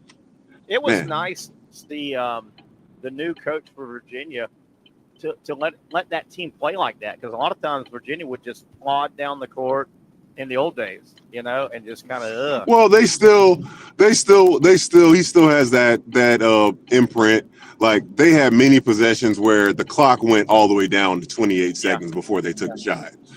Many, but I was like, well, that's Virginia basketball. They're gonna try to pound you down and say, this team, they are not gonna guard us for 30 seconds, and if they do, we're gonna get to the glass and get offensive rebound. They didn't rebound well offensively in the first half, but Florida did in the second half. They rebounded really well offensively. It was a good game, man. I wish you could have seen my outfit. You saw my outfit. Yeah. I can't tell you how many just compliments or just like, I can't believe you're wearing pajamas to the game. I'm like, these aren't pajamas. It was great. In the description, in the description, it says sweatsuit. It was great. It does fit. I'm like, but if the comfort level is very high, like pajamas, yes. I bet it was nice when you were coming home too, driving home. Oh, Oh yeah, absolutely. Super comfortable, man. Let me ask you this, Pat. $30. Did you see? I mean, I would have probably said I think the SEC is going to win the challenge against the ACC in 2 days, over 2 days, but I didn't see 14-2. And Patrick, many of the games that the SEC won, they were blowouts. Did you? I mean, blowouts. Did you see? If it ended up 14-2. Yeah, and I don't know what the ACC's got to say. And it's not like, Clemson got a good win. They're a good team with some veterans there over Kentucky. Kentucky didn't shoot well. I think maybe they got outmatched just in general. And then who's our other loss? Our other loss Auburn is Auburn. Oh yeah, man. Yeah, Duke played them well, man. Duke played them really well last night. Yeah, good game. But that's what you can expect. Top teams going on the road. You're always going to get the best shot from whoever is hosting you. I'll tell you one game that really summed up the entire challenge, if you ask me, was unranked Mississippi State bombed 18th ranked Pittsburgh. Unranked Mississippi State. Oh yeah, they walk the dog. Yeah, and I'm telling you, there were only about 3 games that were less than 10 points. The SEC bombed them across the board. Yeah, I know, man. 14, and that's one thing. Greg Sankey's just like, ha ha ha ha. Yeah, very very impressive. Yeah, really can make. Yeah, really have a chance to win 10 games or have 10 teams in the 10 teams in the tournament this year. Oklahoma and Texas, they're good teams too. They're talking 12. There's 12. Wow. 12, 18, 12 in. Patrick, rankings really don't matter. Obviously, there's a wonderful tournament in college basketball. All you can do is make it. But do you realize if Tennessee wins, I guess they probably got one more. No, the rankings will. No, they have one more game. Tennessee's going to be number 1 in the nation. Kansas got beat. Yeah. Auburn got beat. Tennessee may go number 1 in the nation. Kansas got beat badly. I think it really did. It beat so badly. They really did. It's been a tough week for the top-ranked teams up there with UConn going down 3 of 4. Pat, I don't know if you noticed this, and I know you need to get to your game you're about to call over at JU. Lee and I talked about this. The SEC, it's kind of a weird year with the schedule because you're adding teams, and you got to kind of massage your, anytime you bring new teams in, and you went sideways on us, Pat. There we go. Now you're still sideways on us. Pat, are you sideways? Look. I see you sideways. And we lost your volume. And we lost you. Now I wanted to run this by Pat as he's getting ready to call his game. I hate the fact that Florida only plays Kentucky once in the regular season. It's at Kentucky. Florida only plays Auburn once in the regular season, and it's at Auburn. Florida only plays Alabama once in the regular season. It's Alabama. They do play Tennessee twice, home and away. But, man, I do not like that schedule. All right, Zach, let's see if we can rehook up with let's take a break, come back, start landing the plane here on a Thursday live from Sliders Oyster Bar. Patrick Young may be able to jump back on for one more quick segment, and we'll talk some more basketball as Pat's about to call the JU basketball game on ESPN Plus, I do believe that is, on the TV side. So we'll take a break, come back, reset the show as we start landing the plane on a Thursday live from Sliders Oyster Bar. For those dealing with pain from a sports injury, arthritis, or spine condition, Southeast Orthopedic Specialists offers innovative new non-surgical options. Our regenerative medicine treatments, including platelet-rich plasma and other regenerative treatments, use your body's own restorative cells to aid in treating injuries. These procedures are performed in our offices and typically require minimal downtime. If you want to get back to doing what you love, our regenerative treatment options may be right for you. For more information or to schedule an appointment online, visit our website.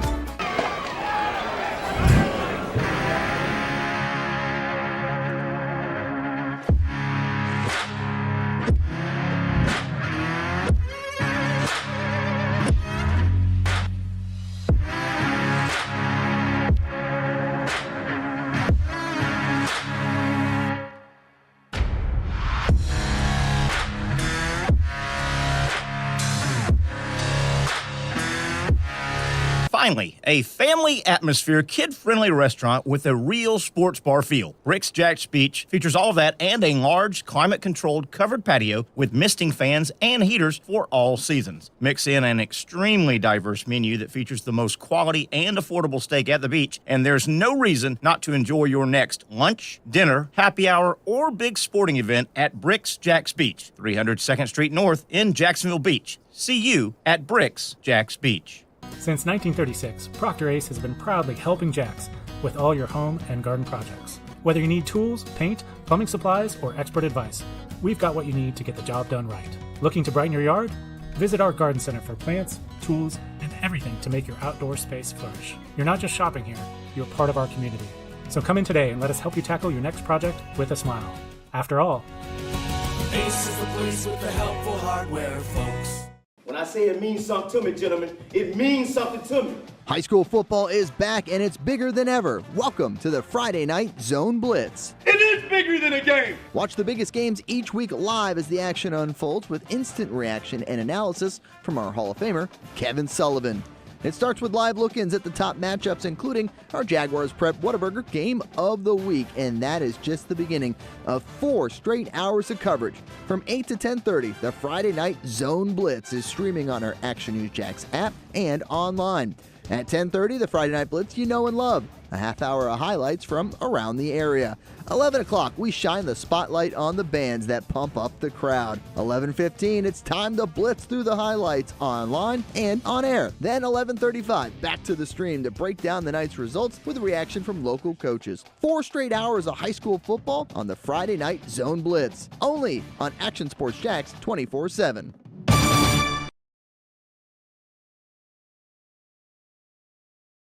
Baker Sports is local sports. Uniforms from Pop Warner and Little League to travel ball, high school, and college. They make you look good. They help you play good. Baker Sports has been helping families make memories that will last a lifetime with their Baker's Buckets. We've got a lot of these filled with baseballs and softballs in the garage. I've been throwing batting practice to Ty and Kaylee for years and also sit on the Baker's Bucket, catching Kaylee while she practices her pitching. Baker Sports is homegrown, and a lot of employees that used to play on local ball fields now work for Baker Sports, now helping you look good, play good, and make memories of your own. Visit Bakersport.com to see what Baker Sports can do for you. Custom apparel, Nike, Under Armour, Adidas, embroidery, screen printing, and more. Baker Sports is local sports from Jacksonville to anywhere in the Southeast. Bakersport.com.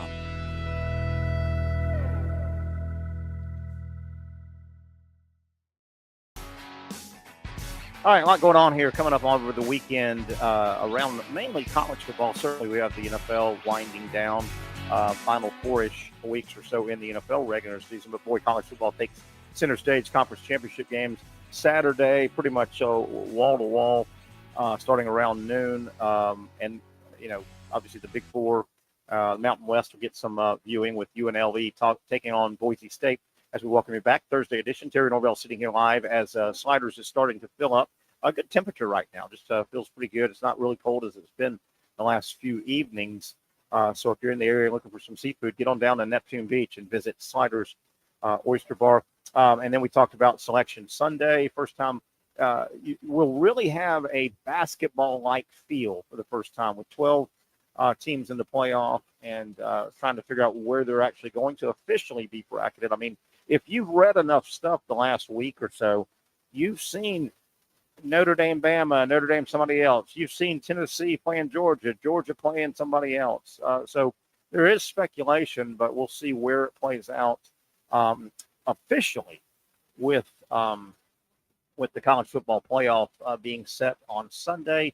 Then the bowl games will get set that afternoon, evening. And then, of course, the portal opens up. Man, the portal is, gosh darn, nowadays as big as signing day. Obviously, the numbers aren't as big, but portal is more immediacy. Signing day is more building. But portal is, and the teams that use it well, they use it to polish off their roster. Signing day, yes, you can hit 2 or 3 or 4 home runs of guys that come in and play immediately, particularly with guys that come in so early now with January or early enrollee. But the concept will always be, I think, signing day, the high school kids building programs. Portal is finishing off, filling gaps, filling holes as you go. Speaking of early entries, I think Brent Beard was saying he has heard that Florida's class is looking at about 18 early entries. That is a big number to be coming into campus and into Gainesville in a few weeks. I mean, 18 of your brand new class means they'll be there. They'll get working out. They'll get acclimated to school. They'll go through the spring game. Unheard of that concept 25 years ago, but now kids, man, they start looking ahead and start taking summer classes and they get out. But Florida is scheduled to have about 18. That is a really, really big number. All right, Zach, if you want to help me bash on Boise a little more, feel free. I'd love to hear your thoughts here. But, I mean, I don't have anything against Boise State, but I'm more of a guy. Do I like underdog stories? Yes. I think we all have a little place in our heart for underdog stories. I also think that you've got to be really careful in a lot of instances to reward the underdog story. A lot of times you have to squash a deserving story. And I kind of feel this way a little bit. And Boise State has a sexy player, and they're a good football team. They've lost one game. They're in their conference championship game. They only lost to Oregon by 3. They got a guy that may win the Heisman Trophy. I don't know if that should factor. Do they get one of the coveted spots? And again, they're trying to win their way in, but I don't even believe in the group of 5, the little handicap spot that they give to the group of 5. That's my biggest beef. So here's Boise. If they win their conference championship game, here's how they got to their conference championship game and would have won it. Here's the Boise State schedule. They opened up at Georgia Southern. That's Georgia Southern, not Georgia or Georgia Tech. Game 1, Georgia Southern. Game 2 at Oregon, lost by 3. Good game, great opponent.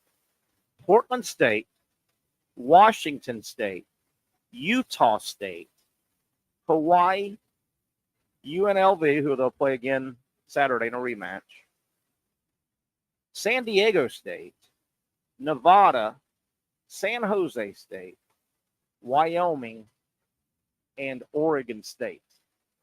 And that is basically the schedule that everybody in the Mountain West plays. It's not just a bash at Boise State, but it's a bash at the concept where we've got to put in a group of 5. I get that theory, but think about the teams that you're probably punishing. What did 9-3 South Carolina do wrong? What did 9-3 Ole Miss do wrong? I mean, they lost some games, but well, the Gamecocks tried to block a quarterback after getting an interception. That's what they did wrong. Yeah, but I mean, but here's okay. South Carolina, you just heard. I'm going to go down, Zach, real quick. Here's Boise State again, and they Georgia Southern, Oregon, Portland State, Washington State, Utah State, Hawaii, UNLV, San Diego State, Nevada, San Jose State, Wyoming, Oregon State. Here's South Carolina, okay? A little bit more difficult. Old Dominion, at Kentucky, LSU, Akron, Ole Miss, Alabama, Oklahoma, Texas A&M, Vandy, Missouri, Wofford, and Clemson. Those are so non-comparable, aren't they, Zach? Am I just? Oh, yeah, I mean, I certainly think so. I think. I mean, you could both do the right thing and make an underdog story by putting the South Carolina Gamecocks in. They're one of the few programs you can do that with. There you go. I mean, the minute it came out that there's going to also be a group of 5, I hate that. I hate that. And Zach, if Boise gets in and wins the national title, I'll stick by that. I think it's wrong. So actually, like prior to like literally as early as this afternoon, I thought that the top 4 seeds were literally the SEC, ACC, Big 10, and Big 12. I didn't realize that was the higher seeded out of all, 10 conferences or whatever. That seems kind of crazy to me. I think it should be like the I mean, I feel like pretty much everyone knows those are the big four conferences. They're not exactly even, but I mean, they're clearly above the other ones. And Zach, that what you just said and what we talked about at the beginning of the show, that's egregiously bad. That you could play that schedule in that conference and get a bye, Zach. That's egregiously bad. I mean, I think so. Yeah. I mean, because one of those is going to get a bye, and it's going to be because they were arbitrarily, I guess not really arbitrarily, but they were ranked higher heading into the game, so therefore they just get it heading out of it. I don't have the top 12 in front of me right now that just got revealed Tuesday, but I guess Iowa State and Arizona State are both behind Boise State. Yeah. They play each other. So whoever wins is not going to – if Boise wins their championship game and just say Arizona State wins theirs, Arizona State's not going to jump Boise. So Boise gets that fourth bye. Right? Right. And Arizona State gets in at unless 12. they really finagle the rankings and just make them arbitrarily jump them anyway. Because Boise State is currently 10 and Arizona State is currently 15. So, I mean, it could potentially happen where Boise State wins, but they don't win very handily, so they drop down to 12, and then Arizona State blows them out, so they jump up to 11. Maybe, but yeah, it doesn't seem likely though. It seems like more than likely that Boise State Zach, just would get in. You know what? Something just hit me, and I don't want to bash this program, but my God, I'm going to bring up something that nobody's brought up, and it goes under the how egregious the training wheel bid. Right? I'm going to call it the training wheel bid. Right? The group of five. It's they got training wheels. You feel me? Where I'm going? Yeah, I understand. Zach, how about this? And nobody's brought it up. How egregiously bad is it going to look if UNLV wins the game? Zach, UNLV will be in the playoff. Would they be in the playoff? No. Well, they're ranked number 20. But who gets? So they might be that. They would be that fifth one. I think they would be the fifth. They just wouldn't get the bye week, but they would probably be number 12. Wait a minute. Let's back up. The winner of that game doesn't get an automatic bid. It's still got to be the highest group of five. So you're talking. Well, Memphis yeah, but they're number. or somebody? Well, yeah, but they're number 20. So I think that they just wouldn't get the bye Where week. would they go? I think either they would be the 12 seed. Either Arizona State or Iowa State would get that bye week because they'd be the Big 12 champion. And then hold on. Where's Memphis? Are you looking at the poll right now? Yeah, dude. Memphis is 25. Memphis is 25, so Okay. I find it hard to believe that they would pass UNLV if UNLV won. No. Okay, if they may not be. Tell me after Boise State, what's the highest group of five team rank? Who is it? Is it UNLV? I don't know. I don't have it in front of me. Well, Non-power four. Yeah, four. it is UNLV. And then after that, it would be the Army and Memphis at 24 and 25. So they would then have to jump UNLV from 20 to 12. Yeah. Unless and I then guess, Arizona State, let's say they won. Arizona State then would go in as the highest rank. Take a bye. How about if UNLV? But Zach, just think about it. UNLV could get in the playoff, and Ole Miss and South Carolina. Does that chap your a little bit? How about that? I mean, a little, but I mean, if you win your conference, you should get in. I kind of do believe. I don't know about the whole get the bye week just for winning the Mountain West thing, but I don't have a problem with that as much. But yeah, I mean, I definitely think that South Carolina would be favored to win against UNLV or Boise heading into the game. Yeah. I mean, to me, I think that should be how you decide it. But I mean, I'm obviously kind of biased right now. But it should be like if Vegas were going to set this team as the favorite over that team, then they deserve to be in. And I think. How about if you're the Miami Hurricanes and UNLV wins Saturday, Boise gets knocked out, UNLV would be the group of five, and the Miami Hurricanes would go, we're not in the playoff, but UNLV is. How about South Carolina would go, we are not in the playoff, but UNLV is. Yeah, and Clemson could be, and if Clemson wins, they'll be in, and the Gamecocks just won at Clemson. At Clemson, just beat them. How about that? That, and that's wrong. And UNLV, they played them in a good game, I think, the last time. UNLV is pretty good. But UNLV doesn't have a pretty sexy Heisman Trophy candidate, so nobody's even You talk about how egregiously bad UNLV getting in ahead of the teams we just named. How bad is that? And a point that I was heard brought up, it was actually by Barrett Solly, the Smothered and Covered podcast guy. He brought up a point that, last year the argument to leave FSU out was that their quarterback was injured heading into the playoff, despite the fact they were undefeated. So with that being the case, can the committee look at the fact that the South Carolina Gamecocks quarterback, Lenora Sellers, was injured against LSU, and he was unable to finish that game? Yeah. They were leading at the time that he got knocked out. And so that you can kind of look at it and say there's a good chance they would have won if he had not gotten injured, just applying that same type of logic. It feels like the committee, however, somewhat picks and chooses when to apply certain logic to certain situations. Yeah, which is why you've got to get the subjectivity out of it, right? The NFL doesn't have a committee. See, the NFL is so... It's nice in this and how it's all very cookie cutter, that it's 32 teams and there's a clear formula. There's a series of tiebreakers that's undebatable, unarguable. And if A happens, then X happens. It's just, that's just the way it is. But I mean, the NFL does have there are flaws in the NFL. It's not perfect. Sure. There are times where, the wrong wild cards get in, a division winner is not better than a couple of the wild card teams. Yeah, like like the example would be when the division winning Seahawks, they won the division at 7-9. They hosted the Saints, who went, I think, 10-6 or 11-5, and that was the famous Marshawn Lynch earthquake run, beast mode run. So yeah, I mean, they probably should potentially look at reseeding. Nothing's going to be perfect, but the NFL's got it about as close as you can get it. Oh, they're for sure. But I mean, also, it's a harder equation what college football's got to do with the 140 teams or whatever, what have you. It's harder equation. First thing they've got to do, and that's the first thing that has to happen.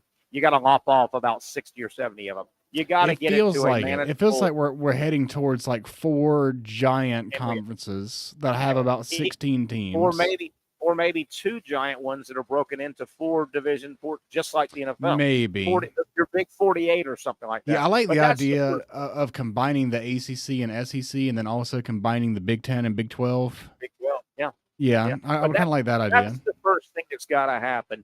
But I don't know if many people have even thought that through. That what I just threw out. What happens if UNLV wins?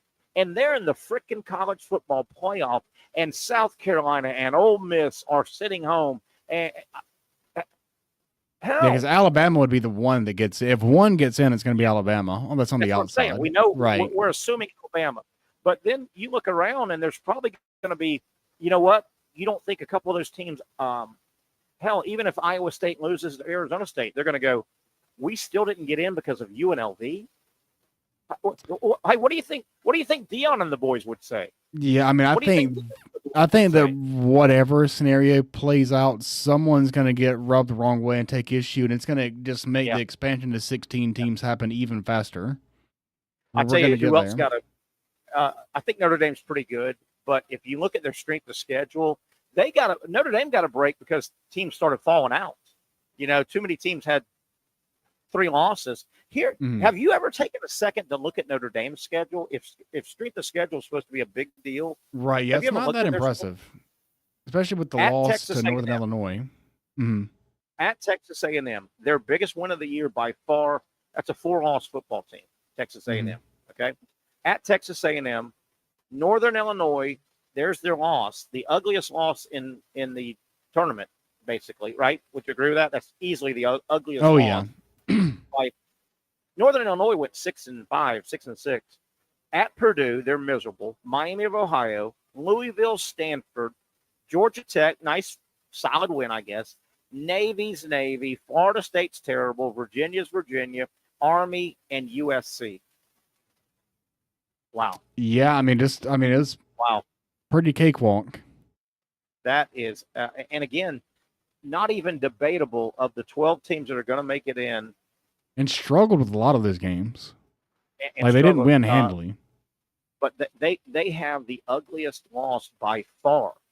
It's not like Northern Illinois is 10-2 and going back to the Orange Bowl like they snuck in that one year. Remember they played Florida State in the Orange Bowl, wasn't it? Yeah, Yeah, but it was their this year their game against Notre Dame was just an anomaly performance of a game that they went in there and got the win.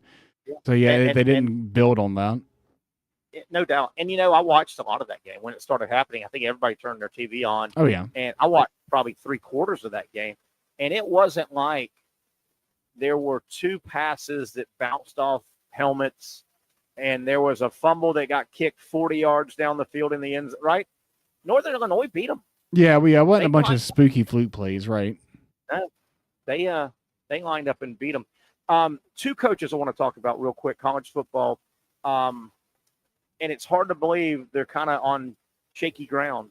Did you hear the comment, and I might can find it, that Lincoln, there's that little rumor Lincoln Riley might be on his way out, and maybe, did you hear the talk, Lincoln Riley and maybe UCF or something, maybe he's ready to get out of. Yeah. He came out, and did you read his quote? His quote, I'm paraphrasing, I don't know if I can find it, but he was asked about that by reporters. Hey, what's your future?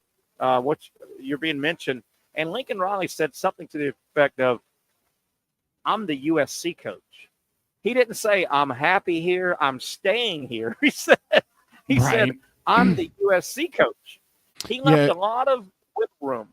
Feels like that guy is cut out to be an offensive coordinator. Like he's got the offense, he's got that, but just the whole managing the whole team. Definitely not. I don't think they played defense at USC since he's gotten there, like for a single series. So like I just don't know that he's the guy that you want doing your whole thing. What he really needs is to go be Nick Saban's offensive coordinator, but that's no longer an option. That was always the cure all for everything. Yeah, didn't he do that already? Yeah, he already. Was he one of those? Was he? Done that, I right? wouldn't. I don't. Was he one of those guys? Well, I wouldn't be surprised. Did he go get No, I may be mixing him up with Sark. We know Kiffin. Did. Yeah. Sarkisian definitely did. I'm mixing him up with. He never went to the rehab, the coaching rehab. No, yeah. He needs that. But I will say this: it wouldn't stun me if USC and Lincoln Riley shook hands and just said it's not working. Let's it just doesn't feel like it's going to work. Here's the other coach. And this is crazy because his raw numbers are really good, except one column. Do you realize there is some real heat right now on Ryan Day in Columbus? Oh yeah. I mean, you can't. The game against Michigan means that much. I'll say this. Ryan Day, this may be a duh moment, but I mean, this is a little more than just duh, Terry, Homer Simpson, duh. Ryan Day, they're going to get in the playoff, right? Ohio State's in, right? Mm-hmm. Ohio State's in. Ryan Day doesn't need to go lay an egg and get bombed in game 1. No, yeah, that would almost solidify it. To lay an egg in game 1. That there's heat up there. And that is crazy. Now, if Ohio State laid an egg, and it's hot. You lose 4 in a row to Michigan, it's going to be hot in Columbus. Oh yeah, in the head coaching office. Would Urban Meyer be crazy enough to go back there for 5 years? I've definitely seen people lobbying for it on the social media for sure. They're lobbying for him to come back. But yeah, I don't know if he would want to do that. But I've seen people lobbying for it for sure. You know what else I've seen? What's that? I've started throwing this out, maybe a month and a half, because I could kind of see it potentially happen. You know what? I'm seeing different outlets using basically the same template story. You know what? It wouldn't be crazy to think Deion Sanders to the NFL and bringing his quarterback with him. I've seen that in multiple over the last couple of weeks. And you remember I started bringing that up. How about the Giants? They open up and they say, Deion, come on in. We're going to wiggle. Hell, we may lose our way to the number 1 pick, right? The Giants are right behind the Jaguars. Yeah, they're right. They're on tankindex.com vying for it. Yeah. But I've read more and more legitimate outlets that have had that headline. Deion, might his next step be the NFL next year? The boys are done. Yeah, I mean, I've seen him debate that on the talk shows, etc. I just don't. I mean, it definitely could happen, but I don't think it'd be a good idea if it did happen. I think that he's ultimately just a great recruiter. Isn't he going to? Yeah, but Is it I think prime it's time more to look at likely the that he. NFL? I think it's more likely that he goes to a bigger marquee college job, not at Colorado, than he goes to the NFL. That's just how I feel. I think Dion is that actor that he's gotten success on television. He's got a really popular series, and he's kind of the belle of the ball on the television world, in the television world. But he thinks he's a accomplished box office star, and he wants to be on the big screen. He's Dion, prime time. I think the allure of the big screen, the NFL is the big screen. Don't ever forget that. I love college football, but the NFL is the big screen, right? And they're never out of the news. They're the 12-month, 352-week cycle. They're the big news. Oh yeah, #1 reality TV show in the world by far. But yeah, I mean, absolutely. I just don't. I mean, maybe it could happen. I definitely don't see it being successful, and I frankly just don't think it's going to be a thing I didn't that's say it was actually. going to be successful. Yeah, I just don't think it's ever going to become reality. I never said. Yeah. I never said success, but No, I said you could. How about the Big Apple? I mean, that's New York. Dion and the Big Apple, man. I mean, they do seem like they would coincide together. I'm kind of surprised he never played for one of those teams. Dion and Dallas. But another rumor that I've seen kind of on these same lines that I kind of might potentially see happening is Belichick to North Carolina. Do you think there's anything to that?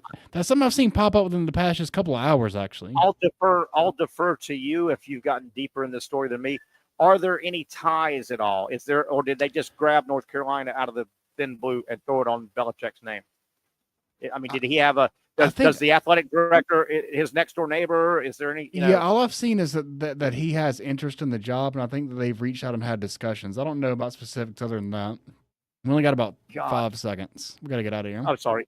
Yeah, we're out of here. We'll do it again tomorrow at Bricks Jacks Beach. Have a great Thursday, everybody. For those dealing with pain from a sports injury, arthritis, or spine condition, Southeast Orthopedic Specialists offers innovative new non-surgical options.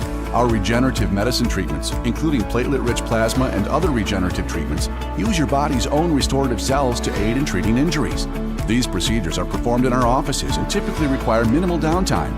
If you want to get back to doing what you love, our regenerative treatment options may be right for you. For more information or to schedule an appointment online, visit our website.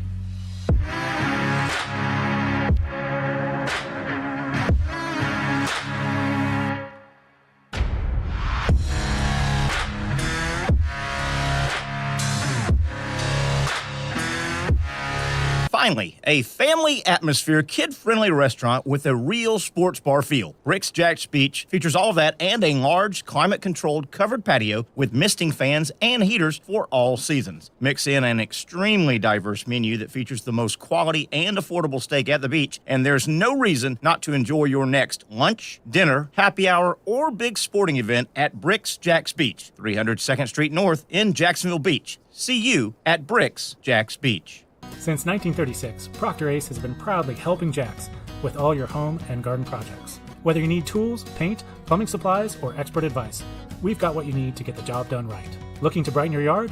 Visit our garden center for plants, tools, and everything to make your outdoor space flourish. You're not just shopping here, you're part of our community. So come in today and let us help you tackle your next project with a smile. After all, Ace is the place with the helpful hardware, folks. When I say it means something to me, gentlemen, it means something to me. High school football is back and it's bigger than ever. Welcome to the Friday Night Zone Blitz. It is bigger than a game. Watch the biggest games each week live as the action unfolds with instant reaction and analysis from our Hall of Famer, Kevin Sullivan. It starts with live look-ins at the top matchups, including our Jaguars Prep Whataburger Game of the Week, and that is just the beginning of 4 straight hours of coverage. From 8 to 10:30, the Friday Night Zone Blitz is streaming on our Action News Jax app and online. At 10:30, the Friday Night Blitz you know and love. A half hour of highlights from around the area. 11 o'clock, we shine the spotlight on the bands that pump up the crowd. 11:15, it's time to blitz through the highlights online and on air. Then 11:35, back to the stream to break down the night's results with a reaction from local coaches. 4 straight hours of high school football on the Friday Night Zone Blitz. Only on Action Sports Jax 24/7.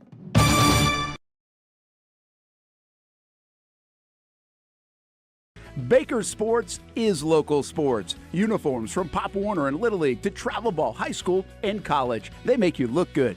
They help you play good. Baker Sports has been helping families make memories that will last a lifetime with their Baker's Buckets. We've got a lot of these filled with baseballs and softballs in the garage. I've been throwing batting practice to Ty and Kaylee for years, and also sit on the Baker's Bucket, catching Kaylee while she practices her pitching. Baker Sports is homegrown, and a lot of employees that used to play on local ball fields now work for Baker Sports, now helping you look good, play good, and make memories of your own. Visit Bakersport.com to see what Baker Sports can do for you. Custom apparel, Nike, Under Armour, Adidas, embroidery, screen printing, and more. Baker Sports is local sports from Jacksonville to anywhere in the Southeast. Bakersport.com.